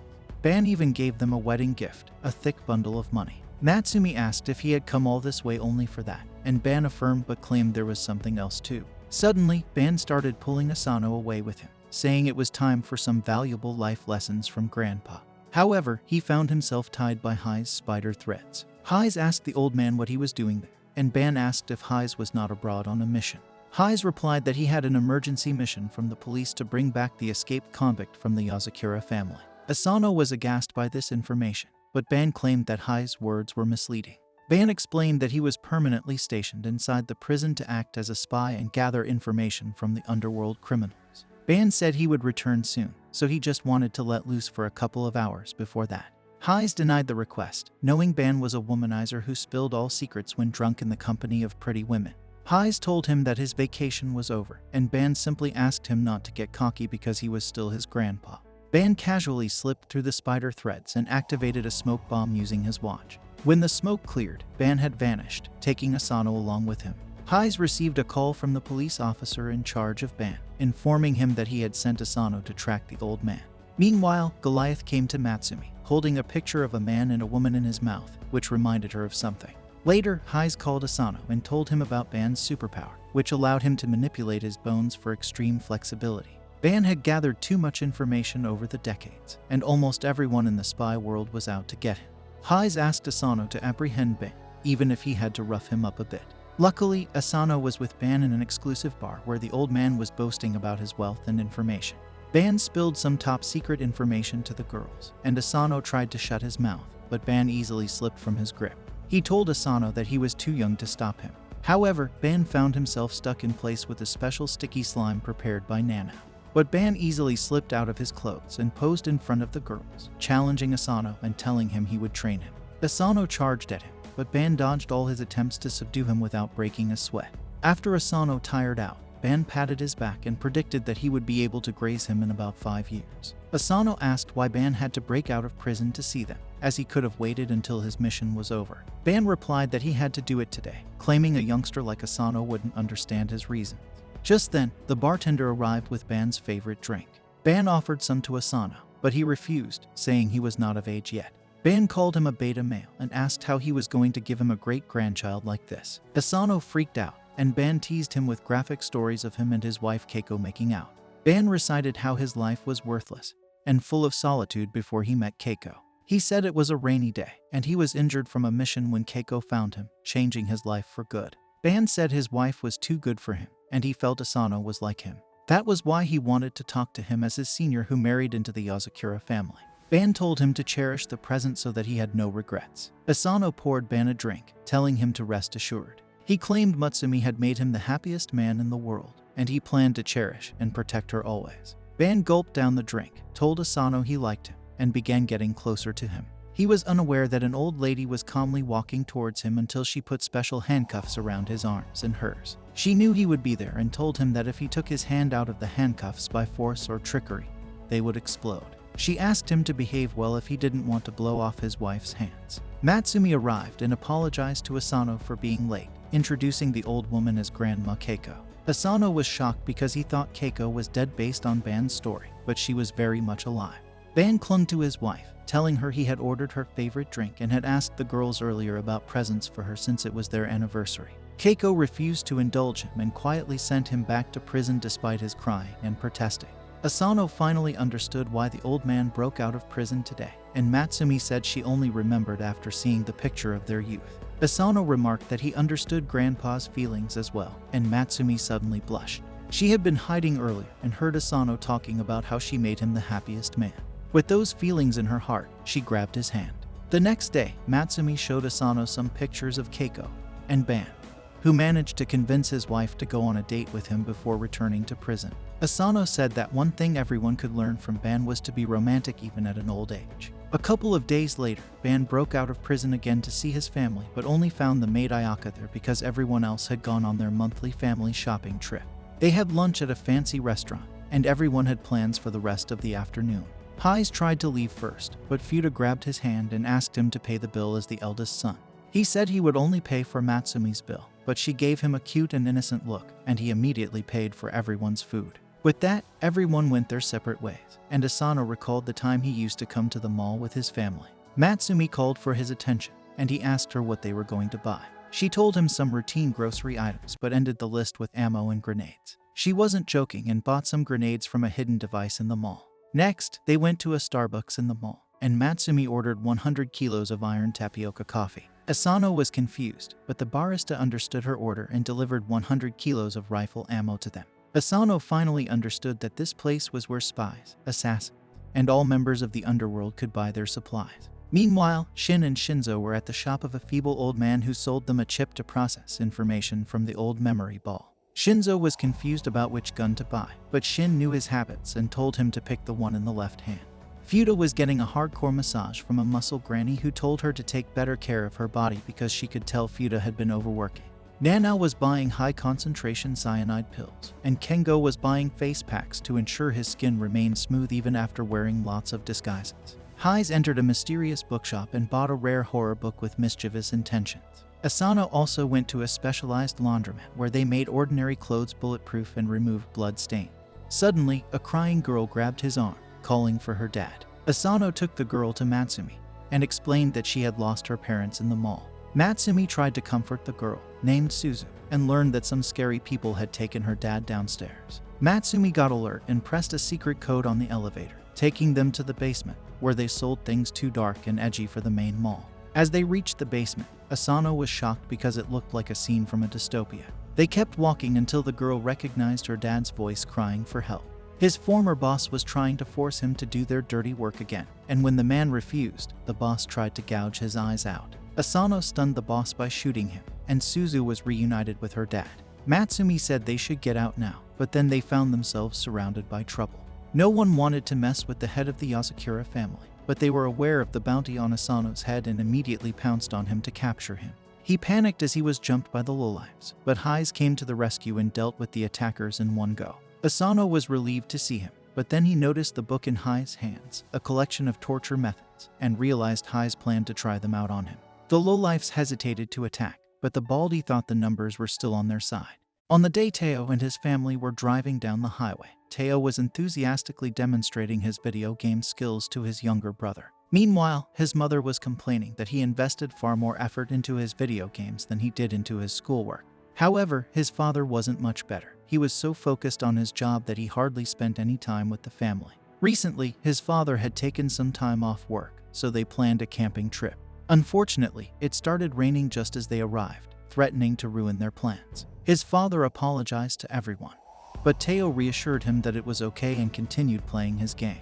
At that moment, the car spun out of control, resulting in a tragic accident that killed his entire family. Startled awake from his nightmare, Teo lay in bed for a few minutes, reflecting on the events. Later that day, he went to Shin's room so she could analyze the optical storage device they had acquired from Kurogo. From what she could discern, it contained the guest list from their parents' wedding reception. Most of the attendees were civilians, suggesting that the wedding was open to the general public. Normally, there wouldn't be anything unusual about this, but Teo's parents were also on the list. Although they couldn't draw any definitive conclusions from just a guest list, one thing was clear: there had to be some kind of connection between the Yozakuras and the Asanos before they were born.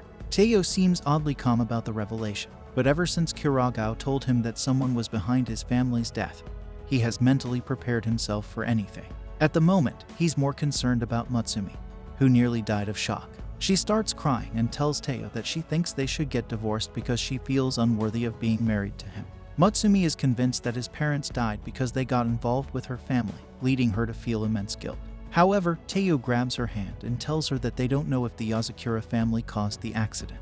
He reassures her that, regardless of what they discover, as long as she wasn't directly involved, he will never stop loving her, so she should stop talking about breaking up. Despite his reassurances, Teo still wants to uncover the truth about what happened to his parents, so he asks Shin for help. Shin says she already planned on helping him from the start since he is her little brother now, but she admits she's unsure where to begin because the information shocked her as well. Typically, all data on a previous generation of the Yozakura family is erased for confidentiality reasons, so the existence of this list suggests that the criminal underworld must be involved somehow.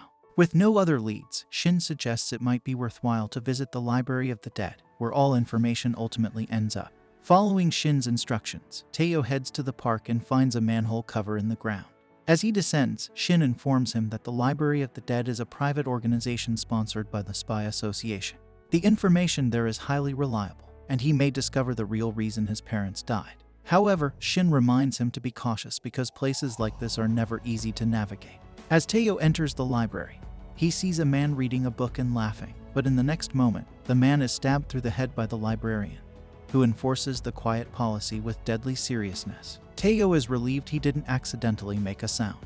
Shin explains that the librarian is named Mei, and she despises any noise in her territory. The penalties for making noise vary depending on the volume. A sneeze could result in death, while just being loud might lead to broken limbs. As a silver-ranked spy, Mei is someone Teo cannot defeat in a direct fight. His best chance is to avoid her, but this will be challenging since she patrols the library silently. As long as Teo remains silent, he should be safe. Even his earpiece is at risk of annoying Mei, so Shin reduces its volume as much as possible.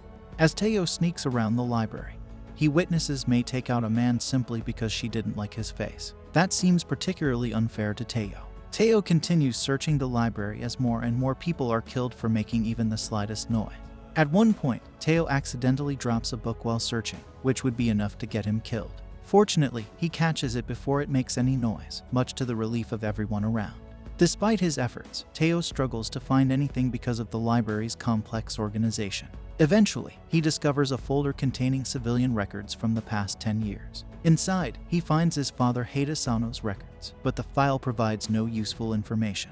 Feeling disappointed that he risked his life for nothing, Teo notices a slot in the book for an optical storage device. He inserts the device, and the book's pages transform to reveal a file stating that Teo's family was eliminated by Tenpopo. Suddenly, the book initiates a self-destruct sequence, and within seconds, it explodes. The explosion is deafening, prompting Shin to warn Teo that Mei will be coming for him. Teo manages to dodge Mei's initial attack. Following Shin's instructions, he fires an electrical blast at an outlet, causing the entire library to lose power. Under the cover of darkness, Shin urges Teo to run. However, Mei quickly catches up to him, as she can track him by the sounds his body makes. As Mei prepares to kill Teo, Shin tells him to turn and run into a nearby corridor. Mutsumi then comes up with an idea. She instructs Teo to remove his earpiece and point it at Mei. When he does, Mutsumi raises the volume to the maximum and screams into the mic, knocking Mei out. Mutsumi had deduced that Mei must be extremely sensitive to sound, which is why she reacts so violently to disturbances. The high-quality earpiece overwhelmed Mei's ears, causing her to pass out. Despite the near-death experience, Teo gains a clue about his parents' killers. He later goes to Kyo for help in tracking down Tenpopo. However, Kyo uses the opportunity to vent his frustrations on Teo. While Teo is tied up, Kyo reveals that he has heard of Tenpopo before and that Teo's family wasn't their only victim. They also killed Mutsumi's mother. Kyo has used every resource available to the Yozakura family to track down Tenpopo but hasn't found any solid leads yet.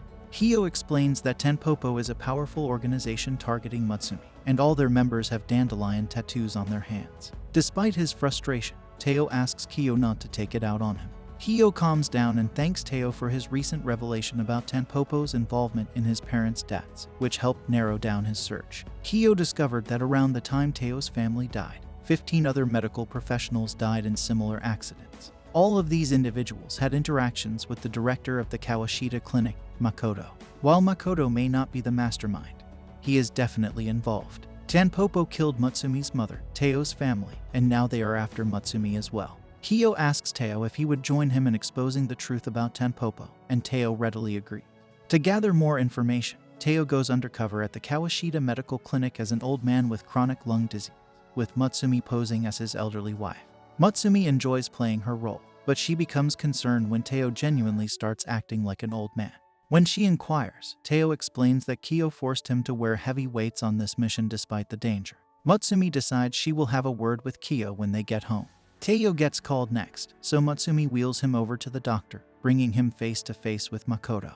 Makoto conducts a checkup and remarks that everything looks normal, expressing surprise that an old man like Teo still has all his teeth intact. He assures Teo that he will provide the best care possible, and invites him to ask if he needs anything. Later, Teo is taken to his room. None of this makes much sense to Teo, as Makoto seemed genuinely dedicated to ensuring his patients receive good care. Meanwhile, Mutsumi enjoys spending time with Teo and acting as his wife. She hopes that in the future, they won't have to deal with assassinations and bounties, and they can spend time like this when they actually grow old. Teo thinks he might like that as well. That night, after Makoto clocks out and heads home, Teo decides to take action. He sneaks into Makoto's office and examines the computer. Despite looking like a regular computer, it contains numerous empty folders that seem out of place, a spotless browser history, and unnecessarily high security systems. Using some tech he borrowed from Shin, Teo scans the hard drive and finds files related to something called the Soma Yoshino project. These files reveal that the Yozakura family's superhuman abilities are due to a protein called somanine, produced by the Yozakura family head's body. This protein allows family members to develop superhuman senses and abilities at an early age. Moreover, somanine is an effective doping agent for normal people and can be synthetically produced. To mass produce it, Tanpopo needs the natural source of the protein, Mutsumi Yozakura's heart. Shocked by this revelation, Teo is suddenly ambushed by Makoto, who pins him to the ground with a scalpel. Makoto had heard rumors about Teo but is surprised the assassination attempt on him failed. Teo asks if Makoto killed his family and Mutsumi's mother, but Makoto dismisses the question, believing Teo will soon be dead. He tries to stab Teo, but the scalpel is blocked by the weights Kyo forced Teo to wear. Teo pushes Makoto off and fires an electric blast at him, but it has no effect. Makoto neutralizes the blast, sets off a flashbang, and escapes with a laptop and all its information. Although disappointed that Makoto managed to get away, Teo is relieved that he copied much of the data onto Shin's flash drive. Now aware of Tanpopo's evil plot, Teo is determined not to let them succeed for Mutsumi's sake. The story continues with fire all around as a man holds a girl, Miss Sumi. The man says, "Forgive me, Miss Sumi," and then Miss Sumi opens her eyes. She was dreaming and wakes up to get a drink of water. After drinking, she notices that the lights in Asano's room are still on. Asano is researching Popo headquarters but can't find any useful information. Then he sees an article about dandelion and realizes that Popo is called dandelion in English. He opens the article and starts reading. Seeing Asano working so late, Masumi quietly leaves. Meanwhile, Makoto is on the phone, telling someone that he had a brief meeting with the groom of the Yozakura family and reassures them that there is nothing to worry about, they will have another chance. Another man arrives, and Makoto comments on his lateness. The next morning, Asano wakes up to find himself in the middle of the sea. Confused about his location, he sees Kairo fishing nearby. Kairo suggests they deepen their relationship, and Asano joins him in fishing. Asano catches a big fish, earning praise from Kairo. Kairo has come well prepared, bringing motion sickness pills made by Nanao and a packed lunch, which makes Asano nervous. Asano worries that Kairo might throw him into the shark-infested sea, but Kairo assures him that he is pleased with Asano's dedicated training. Asano catches another fish, but it turns out to be a man who climbs onto the boat and starts shooting at him. Asano quickly kicks and knocks the man unconscious. When he asks who the man is, Kairo tells him not to worry and explains that this is part of his sea training. Kairo recalls that in their childhood, he and Fuba often faced similar situations. He mentions the Yozakura bloodbath special, where they use bait to lure enemies, and in this case, the bait is Asano. Suddenly, a lot of enemies board the boat and attack Asano. Kakairo explains that they all received bronze or silver rank cards at a young age, and a bronze rank person can easily complete this mission. You're also at bronze rank now, so let's see how capable you are, he says.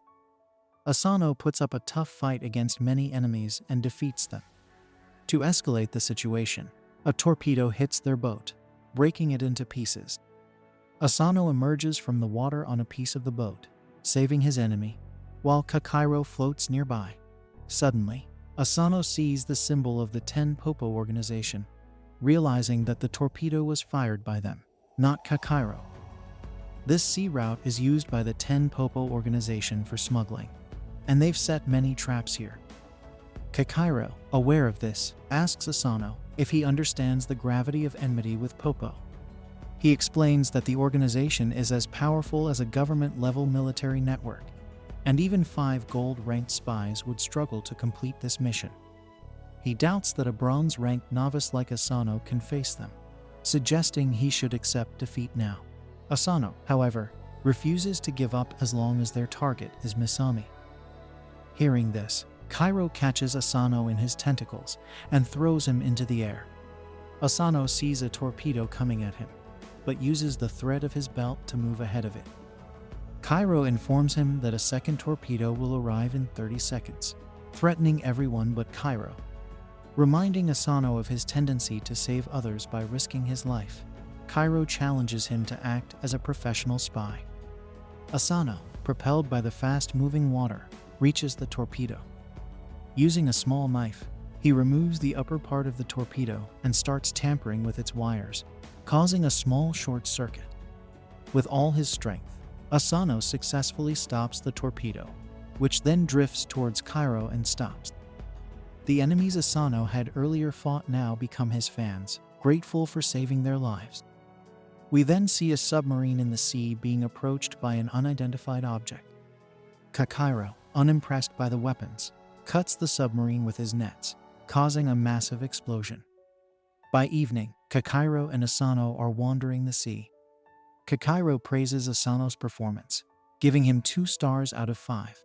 He mentions the article Asano read last night about Dandelion, revealing it's connected to Hotel Napopo, where Asano will get a luxurious room. The next day at the Dandelion Hotel, Asano, now a servant, is aided by Shinzo, who is arriving by train. Kakairo warns Asano to be fully prepared for anything at the hotel. Fuba confronts Kakairo, asking why he's involving the child in all this. Kakairo hints that Asano's family accident is connected to the matter and leaves.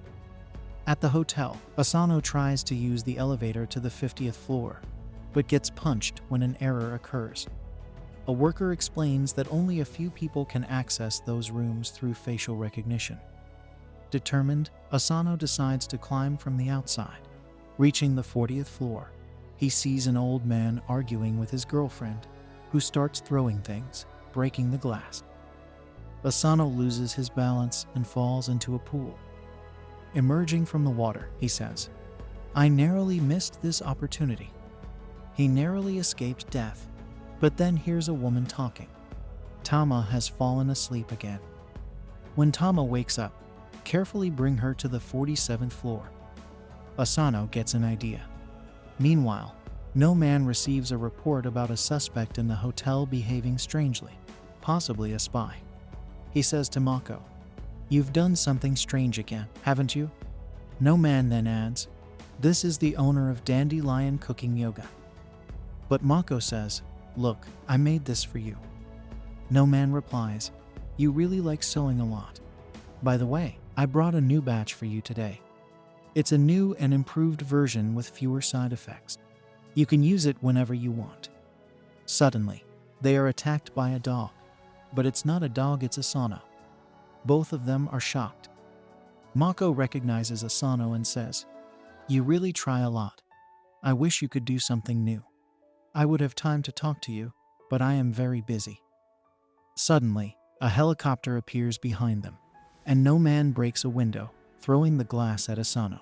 As Asano dodges it, No Man punches him hard and says, "Oh, so you are the son-in-law of the Yozakura family." By then, Mako has climbed the rope of the helicopter and says goodbye to Asano and No Man, leaving them behind. No Man then takes out the bundle that Makuto had given him from his pocket. Seeing Makuto leaving, Asano considers following him. But No Man stops him, saying, "He's strange, isn't he? But no matter what happens, my life is his, and I won't let you get in his way. You won't be able to stop him even if you want to. You know there's a special power in the Yozakura blood. Tenpopo has been researching this power for a long time. This is Yozakura, made from Yojak blood and reptiles. No Man injects it into his body, and his body starts evolving, making him much more powerful. Asano starts getting scared of the aura coming from No Man's body. No Man then breaks Asano's kai with his hand and punches Asano so hard that he is sent flying through walls. Meanwhile, Mako tells someone that Yozakura's son-in-law has come again and that No Man is fighting him. According to the plan, Mako is moving to the next step while the other person continues their work. A man arrives in front of the Dandelion Hotel, and Asano's condition worsens after No Man's punch. Despite stabbing No Man in the chest, it's useless because No Man's wound heals immediately. Multiple Yozakura powers can be reproduced from Yozakura at once. No Man approaches Asano, grabs his neck, and starts pressing. Suddenly, a garbage can breaks through the ground. It's Shinzo. A missile comes out of the can and hits No Man, throwing him away. Shinzo emerges from the garbage can fully armed and says, "Sorry, Sano, I was a little late." In the midst of a fierce battle, No Man began to heal his wounds. But before he could fully recover, Shinzo launched a relentless attack using all his weapons. Following this, Shinzo turned his attention to Asano, throwing him out of a window. However, Shinzo had ingeniously placed a device on Asano's collar, which deployed a parachute as soon as he was airborne, ensuring his safe descent. Shinzo then confidently declared that he would handle everything inside, but No Man quickly countered, attacking him and taunting, "Let's see if you can fight my body. But if I press the switch in my teeth, this entire hotel and everyone in it will explode. There's only one way to stop me. You have to sacrifice yourself." No Man began to beat Shinzo mercilessly, causing the floors below to tremble. Shinzo, enduring the beating, cryptically remarked that he wasn't taking the hits for nothing, but was simply waiting for the right moment. Downstairs in the hotel, a guest called the police, reporting that a terrorist, identified as Asano, was wreaking havoc. Shinzo had instructed Asano that saving others was their top priority, which led Asano to act erratically, scaring everyone into fleeing the hotel, with some even jumping from windows onto large cushions below. Amid the chaos, a woman who had appeared in a previous episode lost her balance and nearly fell, but was saved by a man who had been seen at the end of the previous episode. She thanked him and hurried away. Meanwhile, No Man learned through his microphone that the hotel was emptying. Seizing the moment, Shinzo delivered a powerful punch that sent No Man flying. Insulted, No Man retorted that Shinzo's strength could only be compared to a Yozakura after defeating him. Shinzo then brandished a massive super electric Yozakura gun, a unique weapon that could only be fired by someone with his particular skill set. No Man scoffed, confident he could evade the shot. But the ground beneath him suddenly cracked. Shinzo taunted him, emphasizing that underestimating their brother Harrogate was a mistake. Asano had hacked the hotel's system, allowing Shinzo to fire his weapon. The attack was devastating, leaving everyone in awe. No Man was knocked unconscious, prompting Mako, observing from a helicopter, to comment that a fake serum wouldn't have helped. But the data collected was invaluable. With No Man defeated, Shinzo expressed relief and vowed to reach Asano. However, Asano started to waver and was caught by the same man who had saved the woman earlier. Asano thanked him, but the man advised him to take better care of himself, as a weak body couldn't protect those he wished to save. The man, wearing a ring, then departed. Shinzo arrived and thanked Asano for his help, but was alarmed to see many wounds on Asano's body. Asano fainted upon realizing the extent of his injuries. It was revealed that the man who had saved Asano was responsible for the wounds. Shinzo held Asano, urging him to be okay. The scene then shifted to the Yozakura family's house, where Anu's treatment was ongoing. Nanao explained that if Big Bro Shinzo hadn't administered first aid in time, Asano would have died. Despite the successful intervention, Asano's condition remained critical, causing great concern for Misumi. Meanwhile, Kakuro was writing something on Asano when Nanao was forced out of the room by Futaba, who then threw Nanao's clothes out and closed the door, insisting that Asano needed rest. Nanao handed Misumi a first aid box, instructing her to use it if Asano's condition worsened. Alone with Asano, Misumi's eyes fell on a photo of herself with her mother. In the kitchen, Kakuro was making tea as Fuba rummaged through the fridge. With the tea ready, Fuba left with her things, and Kakuro remained silent. Shinzo then entered and asked to speak with Kakuro. Kakuro, seeing Big Bro Shinzo, told him not to blame himself for everything, assuring him he wasn't responsible for what had happened. Shinzo, still in shock, recalled the moment blood started pouring from Asano's body, explaining that despite his acute senses, he hadn't detected anyone's presence or heard anything. Dia, I only know that Anon was attacked just a few moments before I arrived, and it took some time for his body to react to the attack. Only one person could carry out such attacks. Before the conversation could proceed further, an alarm started ringing.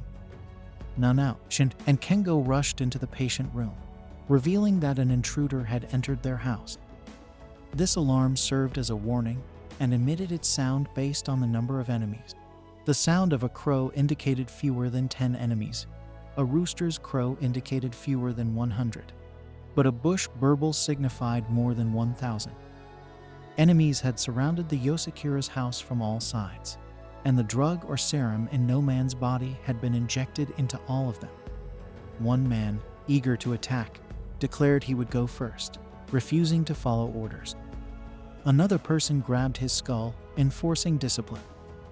This was Yama, the captain of the Yozakura battalion, following Makta's orders.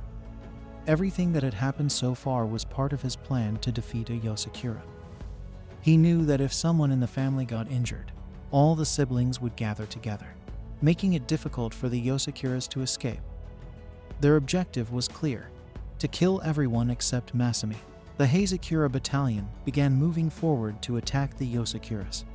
Shin's security system was compromised, as the enemy had discovered the security codes.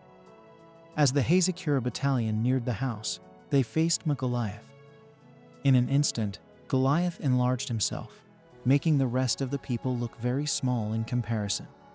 He attacked, causing devastation and killing many. Some of the enemies began to panic, but Yama reassured them not to be afraid, as the real monsters had arrived. Nanao, Shinjo, Kanko, Shinda, and Futaba appeared, ready to face the enemies together. Kakuro also joined them, and a fierce battle began. Nanao increased the size of his hand, preparing for the fight. In this intense battle, many people are thrown away as Kengo fights by creating numerous duplicates of himself. Shin attacks the intruders using a satellite in space, while Shinjo confronts them with his robotic garbage can. Fuba, merely by running, manages to hurl people aside.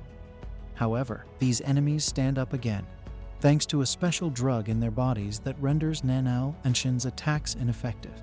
Enraged, Futaba unleashes destruction, prompting Yama to command the first unit to confront the siblings, and the second and third units to infiltrate the house. As these units move toward the house, they encounter Koichiro, who is seated in front of the door. They launch an attack on him, but Koichiro has set numerous traps, resulting in severe cuts to their hands and bodies. Similar traps are laid out around the house. Meanwhile, Goliath continues to eliminate those approaching the house. Observing this, a man questions Captain Yama on how they can face such formidable foes. Yama explains that the drug maximizes the power of normal people to level 3. But even a person with power maximized to level 10 could not defeat a Yozakura. Acknowledging the challenge, Yama asserts that even with his power of 60, he must not underestimate them. Yama, expressing his love for dogs and the difficulty of his task, transforms his hand and punches Goliath in the face. This punch sends Goliath crashing through Kakuro's nets and into the mansion. It is revealed that Kakuro had removed his nets just in time, allowing Yama to enter the mansion. Inside, Yama declares that a family's greatest strength is also its biggest weakness. Koichiro agrees, stating that their close-knit family would not allow for an easy death. However, Koichiro notices that his speaker has been jammed and issues a command to activate hibernation. The entire Yozakura family is taken aback as the protective walls of the house suddenly emerge, trapping Kakuro outside while Yama remains inside. Yama bids them farewell. Futaba rushes to Kakuro, who reassures her not to worry about Misumi. He explains that hibernation can only be disabled with the head ring. Entrusting the command of the Popo battalion to her, he vows to retrieve the old head ring from the man responsible. I'll see you soon in another video. Thanks for watching.